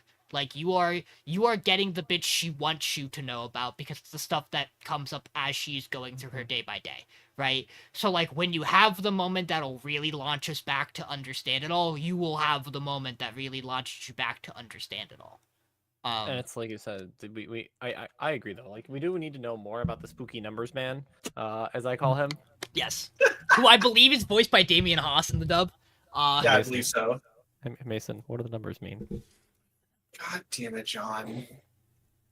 But yeah, go ahead, John. Sorry to interrupt you. No, I've been talking a lot, so I have other thoughts, but you guys go. But, I think this show is really good. It was very it hit a lot of those vibes I like with these kind of shows. Where it's like that weird balance of like action with like the like slice of life, I guess, side of stuff is how I'd kind of describe it. 'Cause it's like the school life kind of style. Like I said, it's very interesting because it's like sometimes I just want to see her pop off because sometimes it feels like she's like not quite locking in until she does, right? Like she can't really fly well at all, so she has her just like get yeeted across the screen, which is simultaneously hilarious because you have her adoptive older sister going like, man, I just wish Monica was here, that would really make things better. She It is really good. But then you get the Don't pay. worry, but then I'll put up a zone of silence, you'll be fine. Yeet. But then you get the payoff to her actually using the posture stuff from the horse riding, using the posture and, stuff, the horse stuff, and the like, dancing to actually ride the like it. I also agree though, it's not going the ship I like, unfortunately. And you that's don't know okay. that. They reinforce that's at the end of okay. the episode. They bring him back. They bring Cyril back at the end of the episode to remind you he's still here. I still think the harem ending is on the line, bro. I'm still right there, man. It's still a chance. But like you said, Gonna be a politics issue with why we can't have the harem ending, and that's gonna be the rudest thing ever. You're not gonna No, get. it's You're not simple. gonna. Brother you can wives. unite the houses through the same wife. You're not gonna get any. That's roman- not I don't think happening, you get Lord. any romantic ending out of any Well, of yeah, these correct. characters Again, because of that's the issue, politics. politics. Yeah. She's a sage. She's not allowed to have She's not allowed to have emotional connection to people. We don't You know know, that. That's not women true. can. That's not true because the other sage has a wife, and Yeah. Who's not- His wife sadly isn't the king. Or the so queen. neither is he right now. No, we just have the like Cyclops, Jean Grey, Logan thing happen where it's just like 3 doors is all. Man, Like, shouts it's to like one of those hotel rooms. shouts to Lewis to being one of my favorite characters in this show. Where every time he's on He's screen, so he's just funny. like he's the sassiest motherfucker, and then he turns the corner and goes, "My wife, I love my wife. Anyway, I I'm just how to want my to wife go again. back to my wife." I've been doing this fucking sigil for 3 weeks, and you changed it in 35 seconds, and I just wanted to have tea with my wife. Like, Yeah. But What, also, this random new bit we get in episode 11 with Nero and Rin, where they're both Yes. super into yaoi. What? They're It's into so shoujo, funny. So- into shoujo. Nero has always been really in the books, so that does not surprise me. It's just he started to get the smutty he got wizarding school. really into He got books. into the smutty Rin also wizarding gets books you really get. into it, which leads to the They're on a the campus bits with around all wizard these, kids. which is the get away from my woman. I still love the bit though in the show where they're like, God, look, now we're just like students. We can blend right in. And she's like, you look like you're 45. It's not gonna work. Don't Like, look like student act. I also very much adore the line. actually. I adore the line. Love triangles are an engaging romantic dynamic, but a love quadrangle is Quadrilateral. terrible. oh man. I like every time though when she gets overwhelmed, she goes, "I just want my numbers. Please take me back to the numbers." The scene in episode 11 where she is walking through the she is walking with the other one of the witches, and she stops and she sees Felix in disguise, and her mind just goes perfect proportional dynamic, and she just It's the golden ratio. yeah, just golden that's the number, ratios that's is the golden measurement. ratio. Okay. 1 to 1.618 to 1.618. And she goes, "I'll be right back," actually, and then just doesn't go right back. Doesn't go back at all. This Doesn't thief, explain why she leaves. this thief guy's a really interesting character because they tie him into earlier stuff, and he feels Yeah. important. He feels like the cabbage guy, where he's just like, "I'm just here, man." I just love that Kinda. they open up this arc too, where he's going like, "Oh fuck, I forgot to draw the tail, didn't I?" Oh well, certainly nothing bad happened from that. No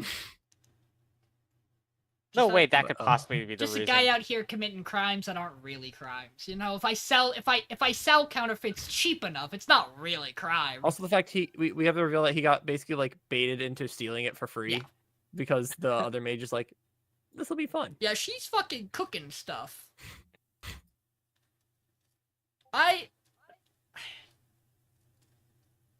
We're not going to talk about the fact that I may have talked myself into debating now my placement between City and a Silent Witch. Because I do really like a Silent Witch, and I really, really enjoyed the character dynamics between the cast. I think the way Monica interacts with the rest of the kids at the school really, really works. And I appreciate that episodes 10 and 11 give us the insight that she's not that much older. She's not like in her 20s and still looks like she's 16. She's like 18. Like maybe She not might even. legitimately be like she should be a third year at the she's school and is pretending to acting be as a first year. Yeah, because technically with Because She got Bernie's- serial because she Bernie's got still in serial Minerva. baby face. That's like Yeah. the big call, is that Bernie's still there. Yeah. But we also don't know how Minerva works in terms of years. Yeah. Because there's an implication. We don't know any of these fucking schools. Yeah. It could have been like junior high school tier, and then like now he's in like the high school True. version of Minerva. Because there is like an where- implication that it feels like she's been gone for a while, like doing her own thing to some degree. I mean, it's been at least like a full year, right? Because Well, like, so they literally- said she's been away from Minerva for 2 years. Yeah. there you go. So I think it was like a junior high school thing, just based off like the size differentials too, and like.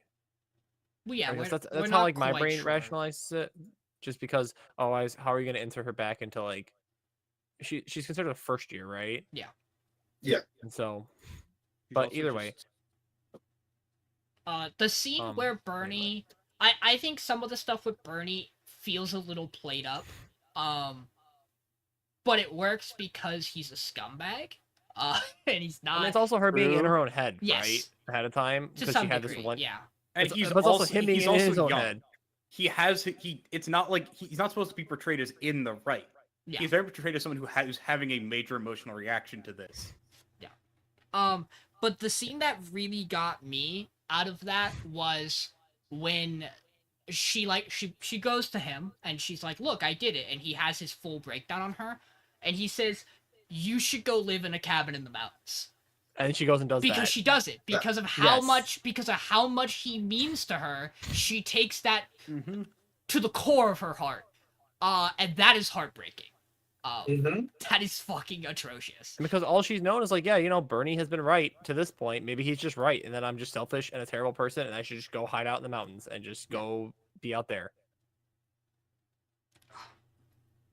Like, fuck Bernie, but also like, I mean, he's a kid who's like in a royal situation where it's like everybody is either there because of their prestige or because of their connections. They also And say so it's he's the younger brother of one of the seven sages, right? I don't remember that. I think thought he's that got was a at promise. I thought that was at the very beginning. Give me Maybe. a second. Let me see. I think he just always wanted to become a seven sage, like obsessively, and he had some talent, but not enough, basically.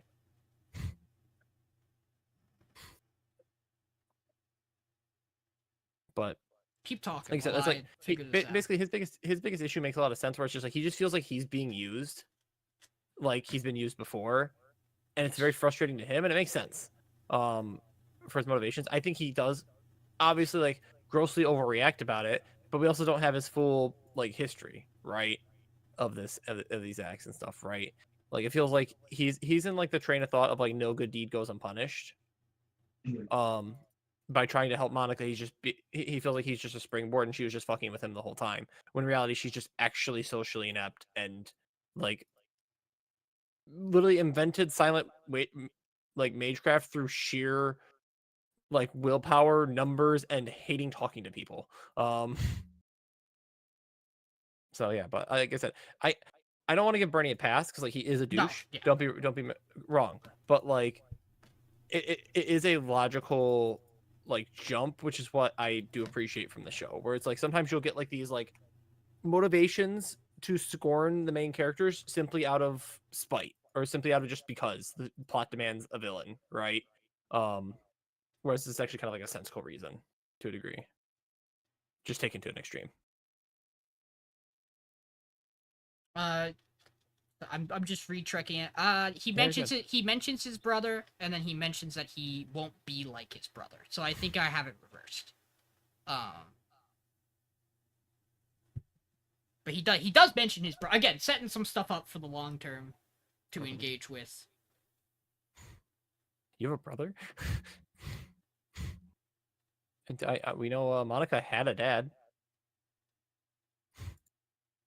Yeah, we know he was persecuted for trying to create silent witchcraft. Because numbers. Numbers. I Persecuted for numbers. I think the book Which what is in that book? Because that's his special book with Well, numbers.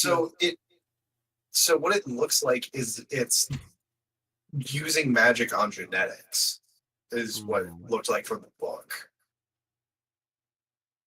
That would be pretty taboo and bad.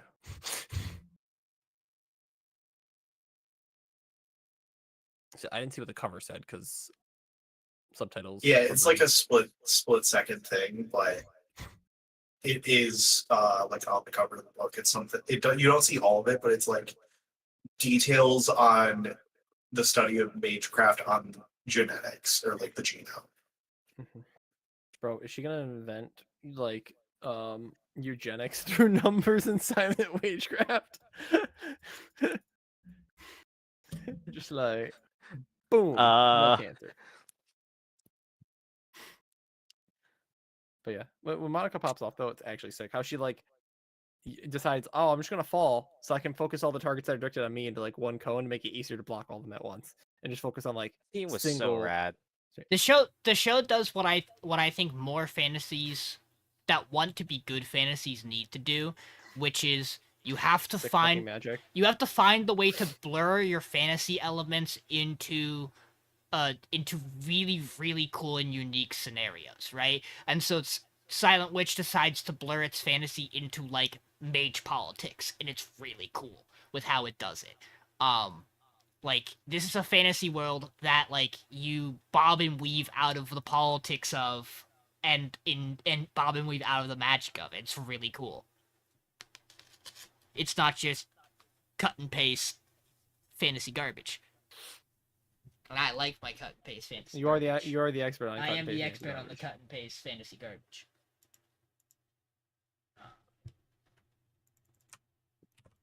Do we have more we want to say about?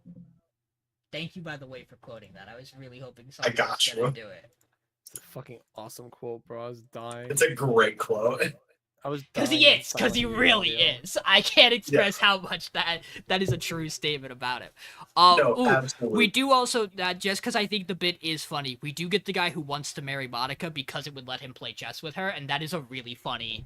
That is a It is a really good funny That was idea. so funny. And all the boys are just like, bro, get in line. Like, And then fucking Cyril and Felix are just like, nope, you're coming out of here now. you're gone. We You're need doing to this have, to a Well member of done. our student council? We gotta have Get words the fuck away. with you. I'm sorry. Do you want to be erased? Mind manipulation magic. Boom. I'm just Try gonna now to be- marry hates your Monica.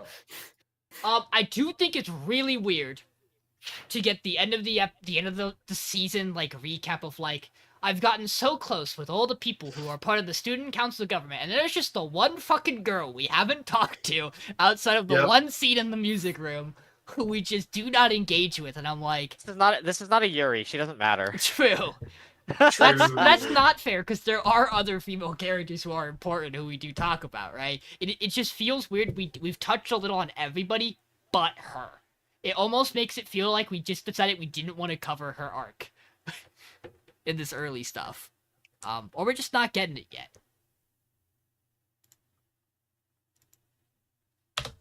I'm gonna post that, and we're gonna let everybody start to do their.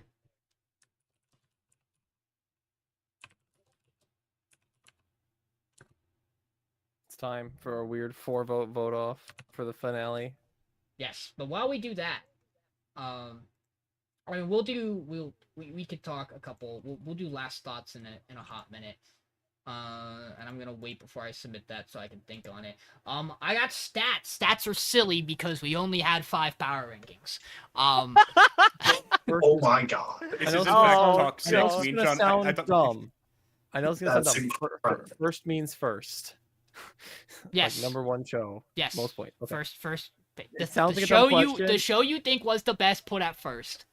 yeah, this is unlike other seasons where he said you'd pick a number. If the one you rank number 1 gets 3 points, Oh when you man, rank Sean, number you 2 almost gets put it in 2 the right points. order. What do you mean? Don't worry about it.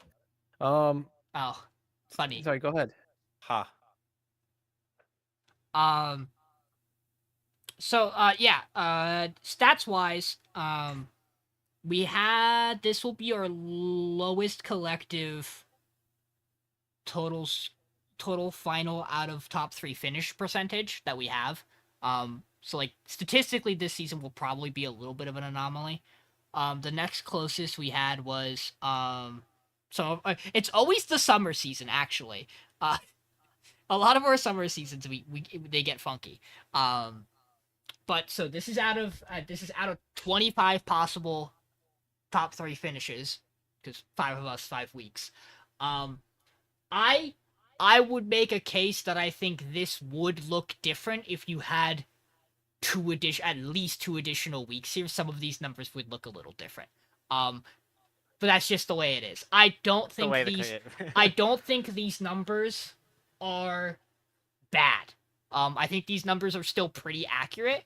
It's just that like I think things would maybe feel a little closer if some of the because I can think in my head I'm like, oh, I think I would have put some things in some different spots if we didn't double up on a couple of weeks, right?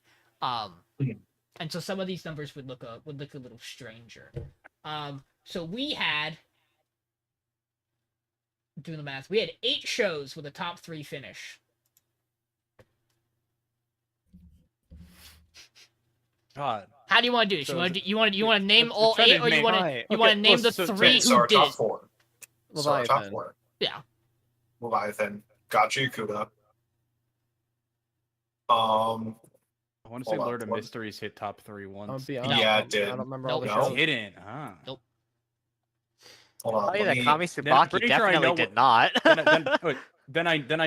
Then the 4 that didn't would be You in the Rain, Lord of Mysteries, 3 Solo 3 Kid, and didn't. Kami 3 Tsubaki. didn't. 3 didn't. Oh, We have was 11 3 didn't? shows. We have 11 3 shows. Yeah. Uh, Yeah. so Clevitas. No, With You in Clevitas the was Rain. number 2 Clevitas on did. Austin's week 1. That's what I'm saying. Oh. I'm saying that was My brain just close. tried to name the 3 that weren't. 'cause it's- no. I was it's a naming name. other shows that were on it. Yeah, Clevitas and With You in the Rain were the other 2. Yeah. Yeah. From everything else. Crazy. I thought I would have You in the Rain highest today. I told Michael this. We have of all of our shows, the highest lowest place was 6th. Every show was at least 6th place or lower at some point in the season. Okay. Makes sense. Yeah, this is especially true if you consider the fact that some of our placements stick around a lot longer because we do double vote offs. So like there's like an extra there's a higher chance something is like 7th because there's a chance it's 7th for like 3 weeks on power ranking as opposed to less. Like it's just the way it winds up working out. You're like, wow, there's a lot higher of a chance for something to hit like the middle of the like early on if you think about it. Like 7's not a bad spot to be at for week 1. And if you think about it, you have 2 whole weeks worth of content and 2 whole weeks worth of content. So like the 7th spot hits a lot of traction over the course of the power rankings. When the fuck was Fragrant Flower put down at number 6? What the fuck? You want to guess who did it? Oh, He see, 'cause, knows. Like I know for some of them. Right? He knows who did it. Yeah, it was Mason. Yeah, it's- Because some Hikaru died. I know John had it like number 9 week. That's 7th. because he didn't like the horror. He had it 7th before he got. Yeah, correct. I'm like, before I he know got- he had it I- really I low would've- I because would've he guessed didn't 7th. like the horror actor, which is fine. I want to say City, it's I like- think, was actually at number 10 for someone week 1, if not 2 people. 9th. I was 9. No, I- close I- enough. Yeah, It I was never, I also- I was never about put to it say, I 10. don't think anyone put it under solo camping. I put it- box. Yeah, I definitely It was put it certainly 9, close. and then like after that it was. After that, I had With You in the Rain below Kami Tsubaki on the second week. Silent Witch's lowest place. What do you want to guess it is? 8, 7. 7. 7, 2 of you. Okay. 2 of you did it. me. And Austin. Yeah. Oh. Yeah, not you. Like I had it at 6 week 1. No, John, the only shows you have the lowest placement for are Summer Hikaru Died and Kamisubaki. That's because Kami Tsubaki's like a tied 11th for That shit everyone. was Nope. ass. Yeah. No, it's not. No, Which week? At 7 week 1. Yeah, okay, that makes sense. Because I had solo camping at 11th. No, I said except Yeah. for Sean. Oh, then yes. Like, that was I was like, no, Sean had solo camping under it, which is I don't know. We talked about that. Yeah. And then the other show that actually had the highest lowest place along with Fragrant Flower is Leviathan. It was also at 6th place, and I was the one who did that. So then let's play the game. We'll do it this way. Which one of our shows do you think has the most 3rd place finishes? 3rd.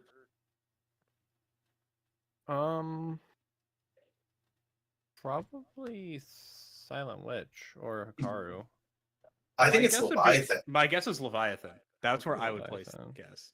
Or maybe even City. Because I there's want to a say City. Summer Hikaru and Fragrant had such consistent 1s and 2s.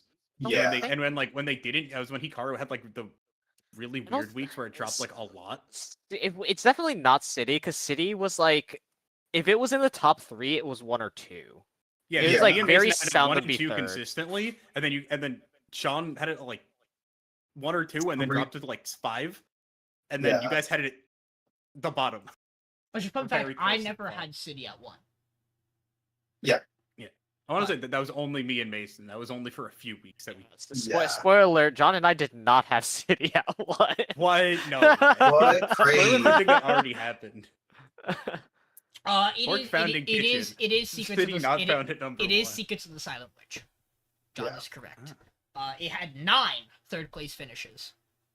Out of a possible Also, out of possible 25. 25. Yeah. Yeah, Technically- 25. technically, 5 yes. weeks again. 5 weeks of voting. Yeah. 5 weeks.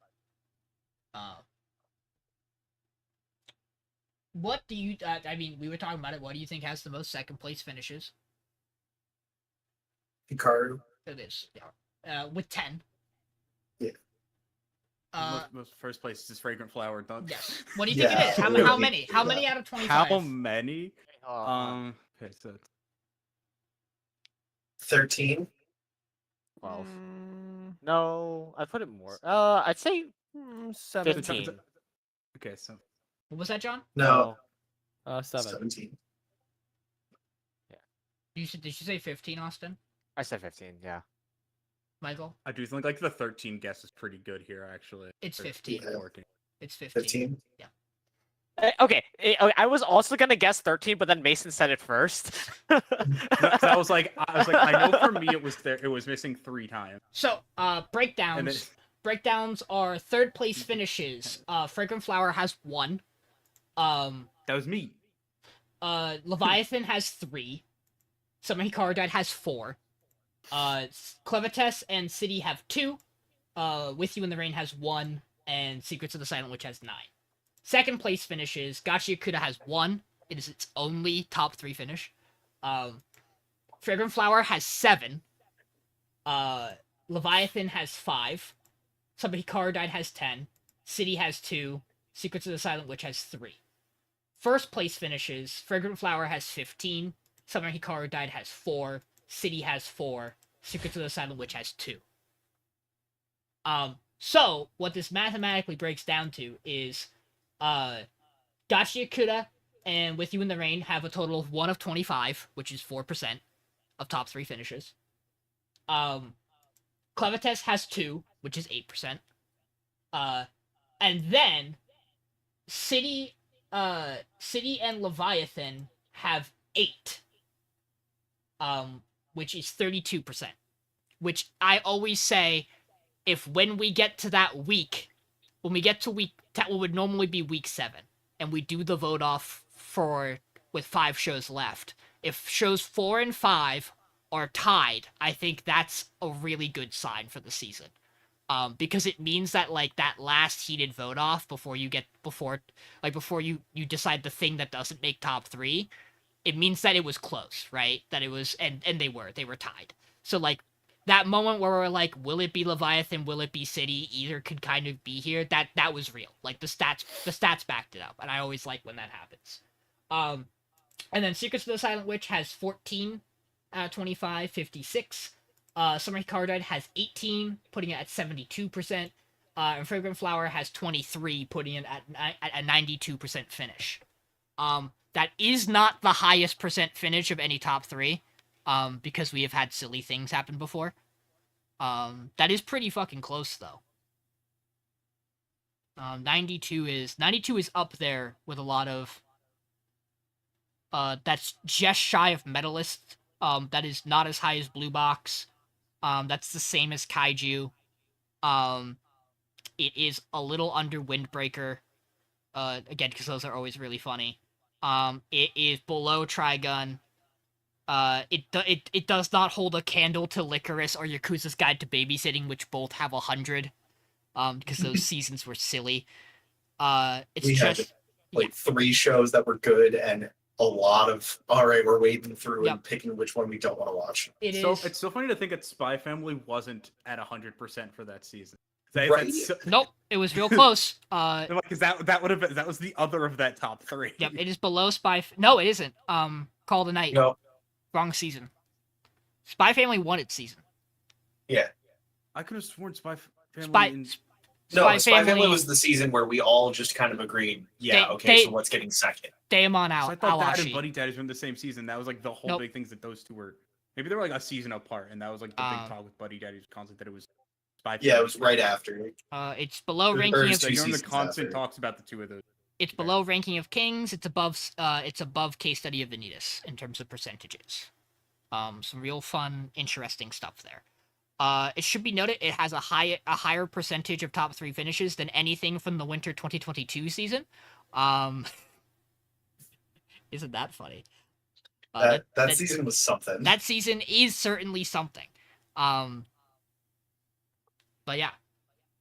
So the thing that I think you would see different if we had more power rankings is Summer Hikaru Died's top 3 percentage would be higher. It would not feel as low as 72. You would definitely see it get more placements and balance out along the way, probably. That it would probably, and where it falls would probably, because right now it's sitting at 4-10-4 for first, second, third. I think you would see that differ a little bit if it had more time. Because I do think there were definitely a couple of weeks where you could tell when we did our double episodes that like Summer Hikaru Died had one really stellar episode and one episode that wasn't quite as there. And so I think if you split those up, you see a couple more first places come out of it than probably in seconds. So it would probably, I don't think statistically you would see the breakdown change on how the first, second, third placements hold. But that also doesn't always reflect on the final vote. Because again, the final couple episodes always hold the higher sway on how we feel. And with that in mind, now I have to decide what I'm doing here. On my 3 and 4. because I haven't decided yet. Sean has been ranting for 25 minutes and then goes, Yeah. Should probably put my votes Wait, in." he wasn't thinking about voting during that. No. point. He was thinking about. Well, I was empowering. letting it sit in my brain. Because I really might have talked myself into an odd spot here. Talk Which, yourself into the correct which is choice, why Sean, we that's all I'm talk gonna about say.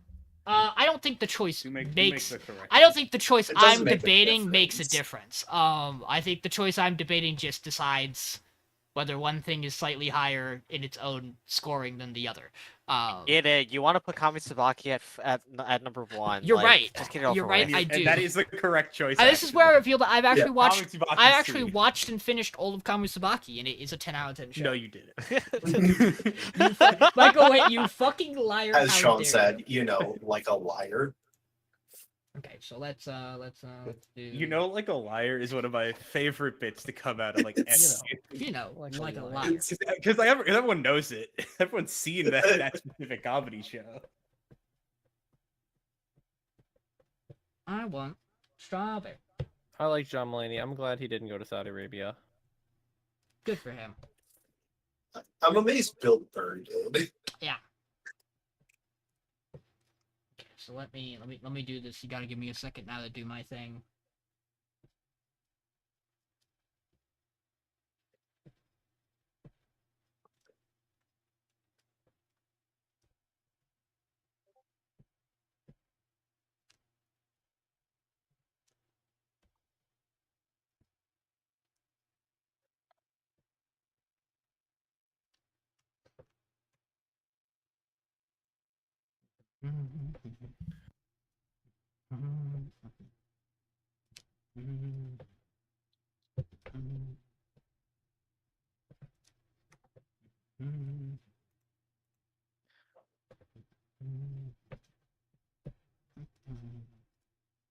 So I've successfully convinced John's Amber, John's fiance, to John's to Amber. watch John's Amber to Yoshi watch one. Nuki Amber's Tashi. For Watch shits what? and to watch Nuki Tashi and turn it into a drinking game. Bro, my favorite drinking Is game. that- It's the one that we left off the season because it was legitimately borderline hentai. Okay. Austin, I'll raise you this. Every Sunday, you can have a drinking game. It's called Watch the Lions game and take a shot every single time they mention Ben Johnson or the coordinator's changing. Wait, Austin, which Favorite season? island, This is it- season or This season, yes. like the upcoming one or the one we're just wrapping? The one we just finishing. The Yeah, one that we it just was- finished. It was Okay. summer 2025. Oh, I don't know which one that is. then. Nuki Tashi the animation. Sarah and Nuki Island, Tashi the animation. Tropical Eden, where wanton sex acts are encouraged under local pervert law.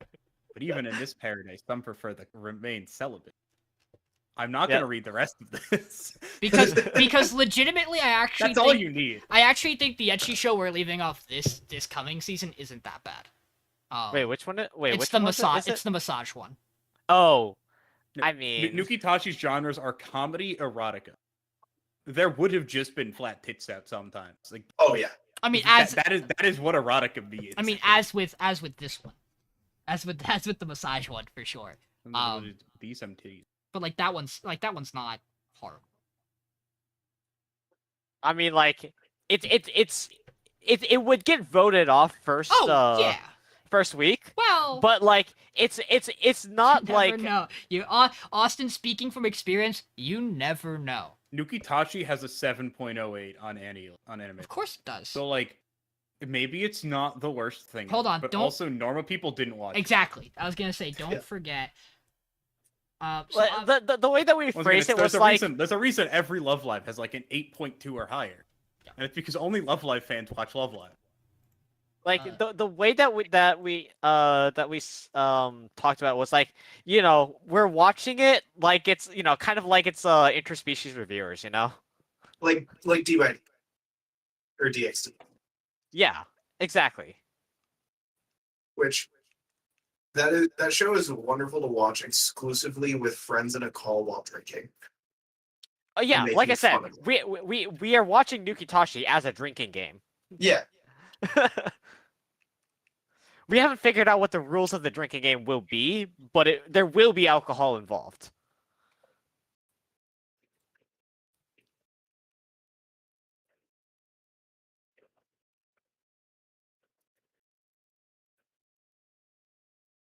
So I will.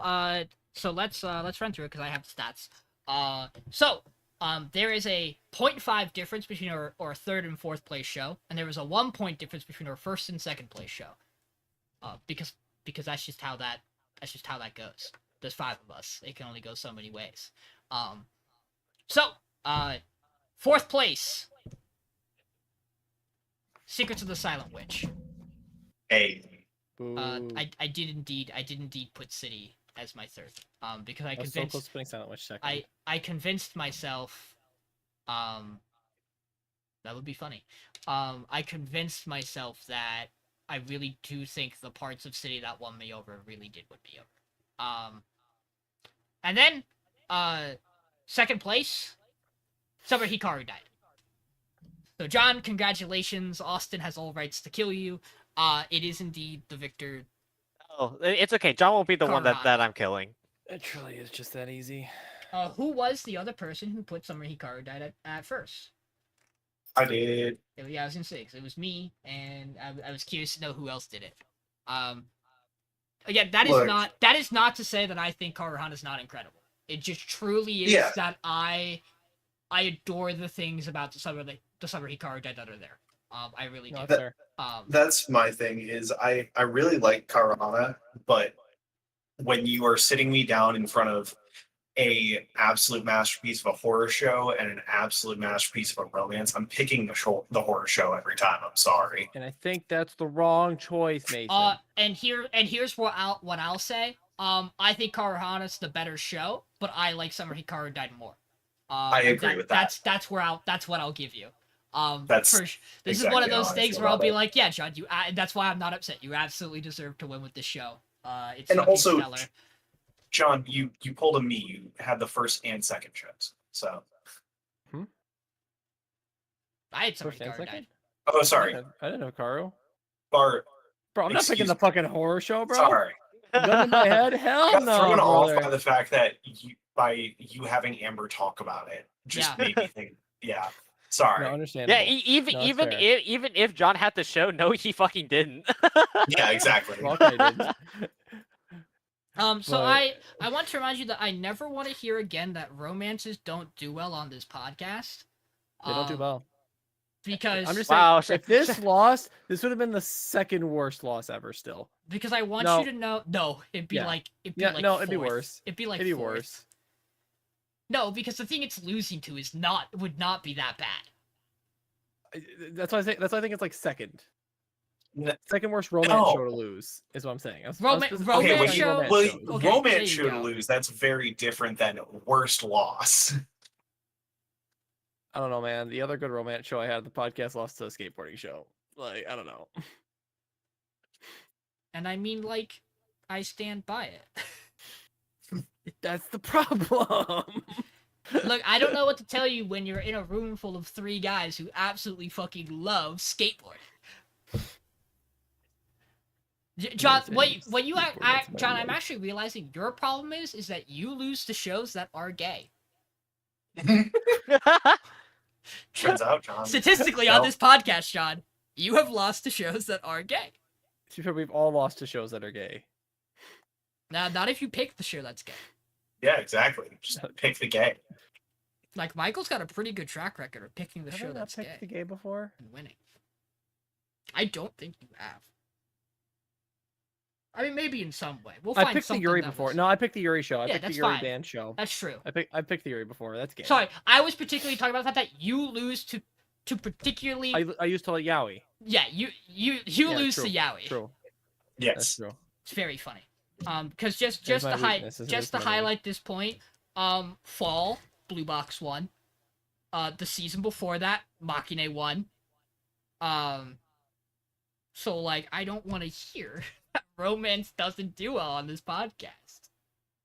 I mean, to be fair, I think adding a romance fan does help that a little bit.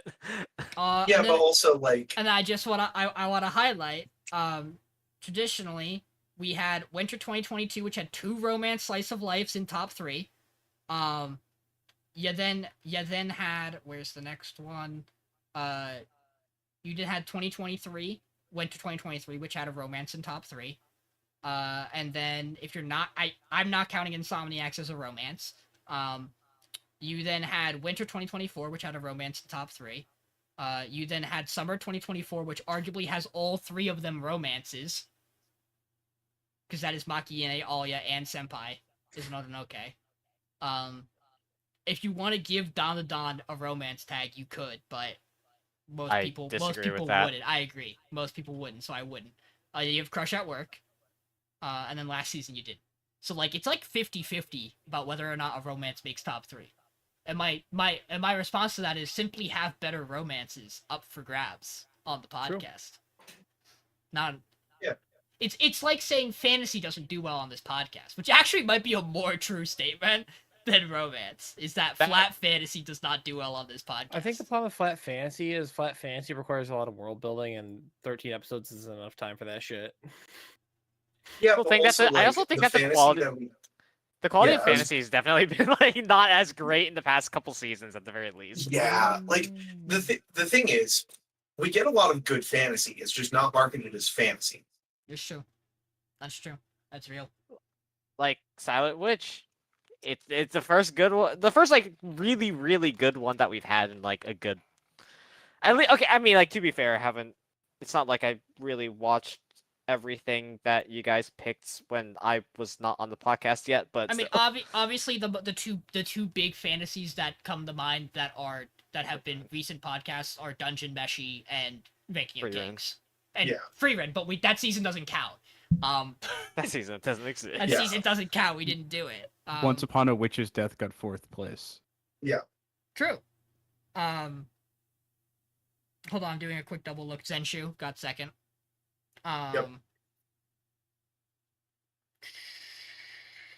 Where's my next one? So you really gotta fucking. I'm gonna be honest. think.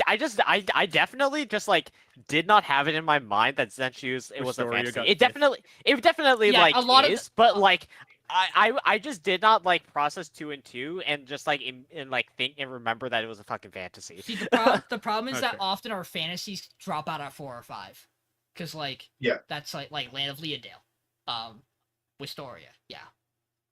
We did have a fantasy hit top 3 that got the fucking what the fuck is the show called? The when she made potions. What the fuck is that one called? Off Your Diaries. Saints. No, No. Saints. Yes, Saints Magic Saints Power. is Magic on there Power. too, yeah, Yeah. because that was a fantasy hitting top 3. Shouldn't have, but you know, and it would have been in place was arguably a different fantasy show. I don't know how the fuck you describe to your eternity. It starts as a fantasy and it becomes a sci-fi and it becomes a slice of life and it becomes it's every genre. To Eternity's fucking it does every genre at one point in time. But yeah, that'll cap us off for the finale. Congrats, John. Let me go do the thing. Wahoo! So what are we thinking?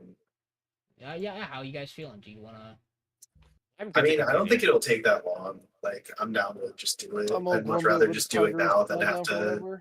I do think the scuff of doing it on Friday would be funny, but I I mean, would if we can do it now. I would also really prefer not to have to do it from my Yeah, phone. exactly. Yes, From my I phone, also from would. from my buddy's apartment 2 days before he gets married. Car again. I also would. Yeah, but if we can do it now, then I would very Yeah. much prefer to do it Yeah, now. Let's But just do like it. Give me, maybe with like a I haven't watched shit yet. 5. Okay. Stuff has For me started, to grab some right? water. Yeah, you know why I Well- gotta stop the streaming and we gotta start it back up again. I gotta get everything ready. Yeah. So We're in everybody, fall, I right? grab some everybody water take- and then everybody take I'll a be good to break. go.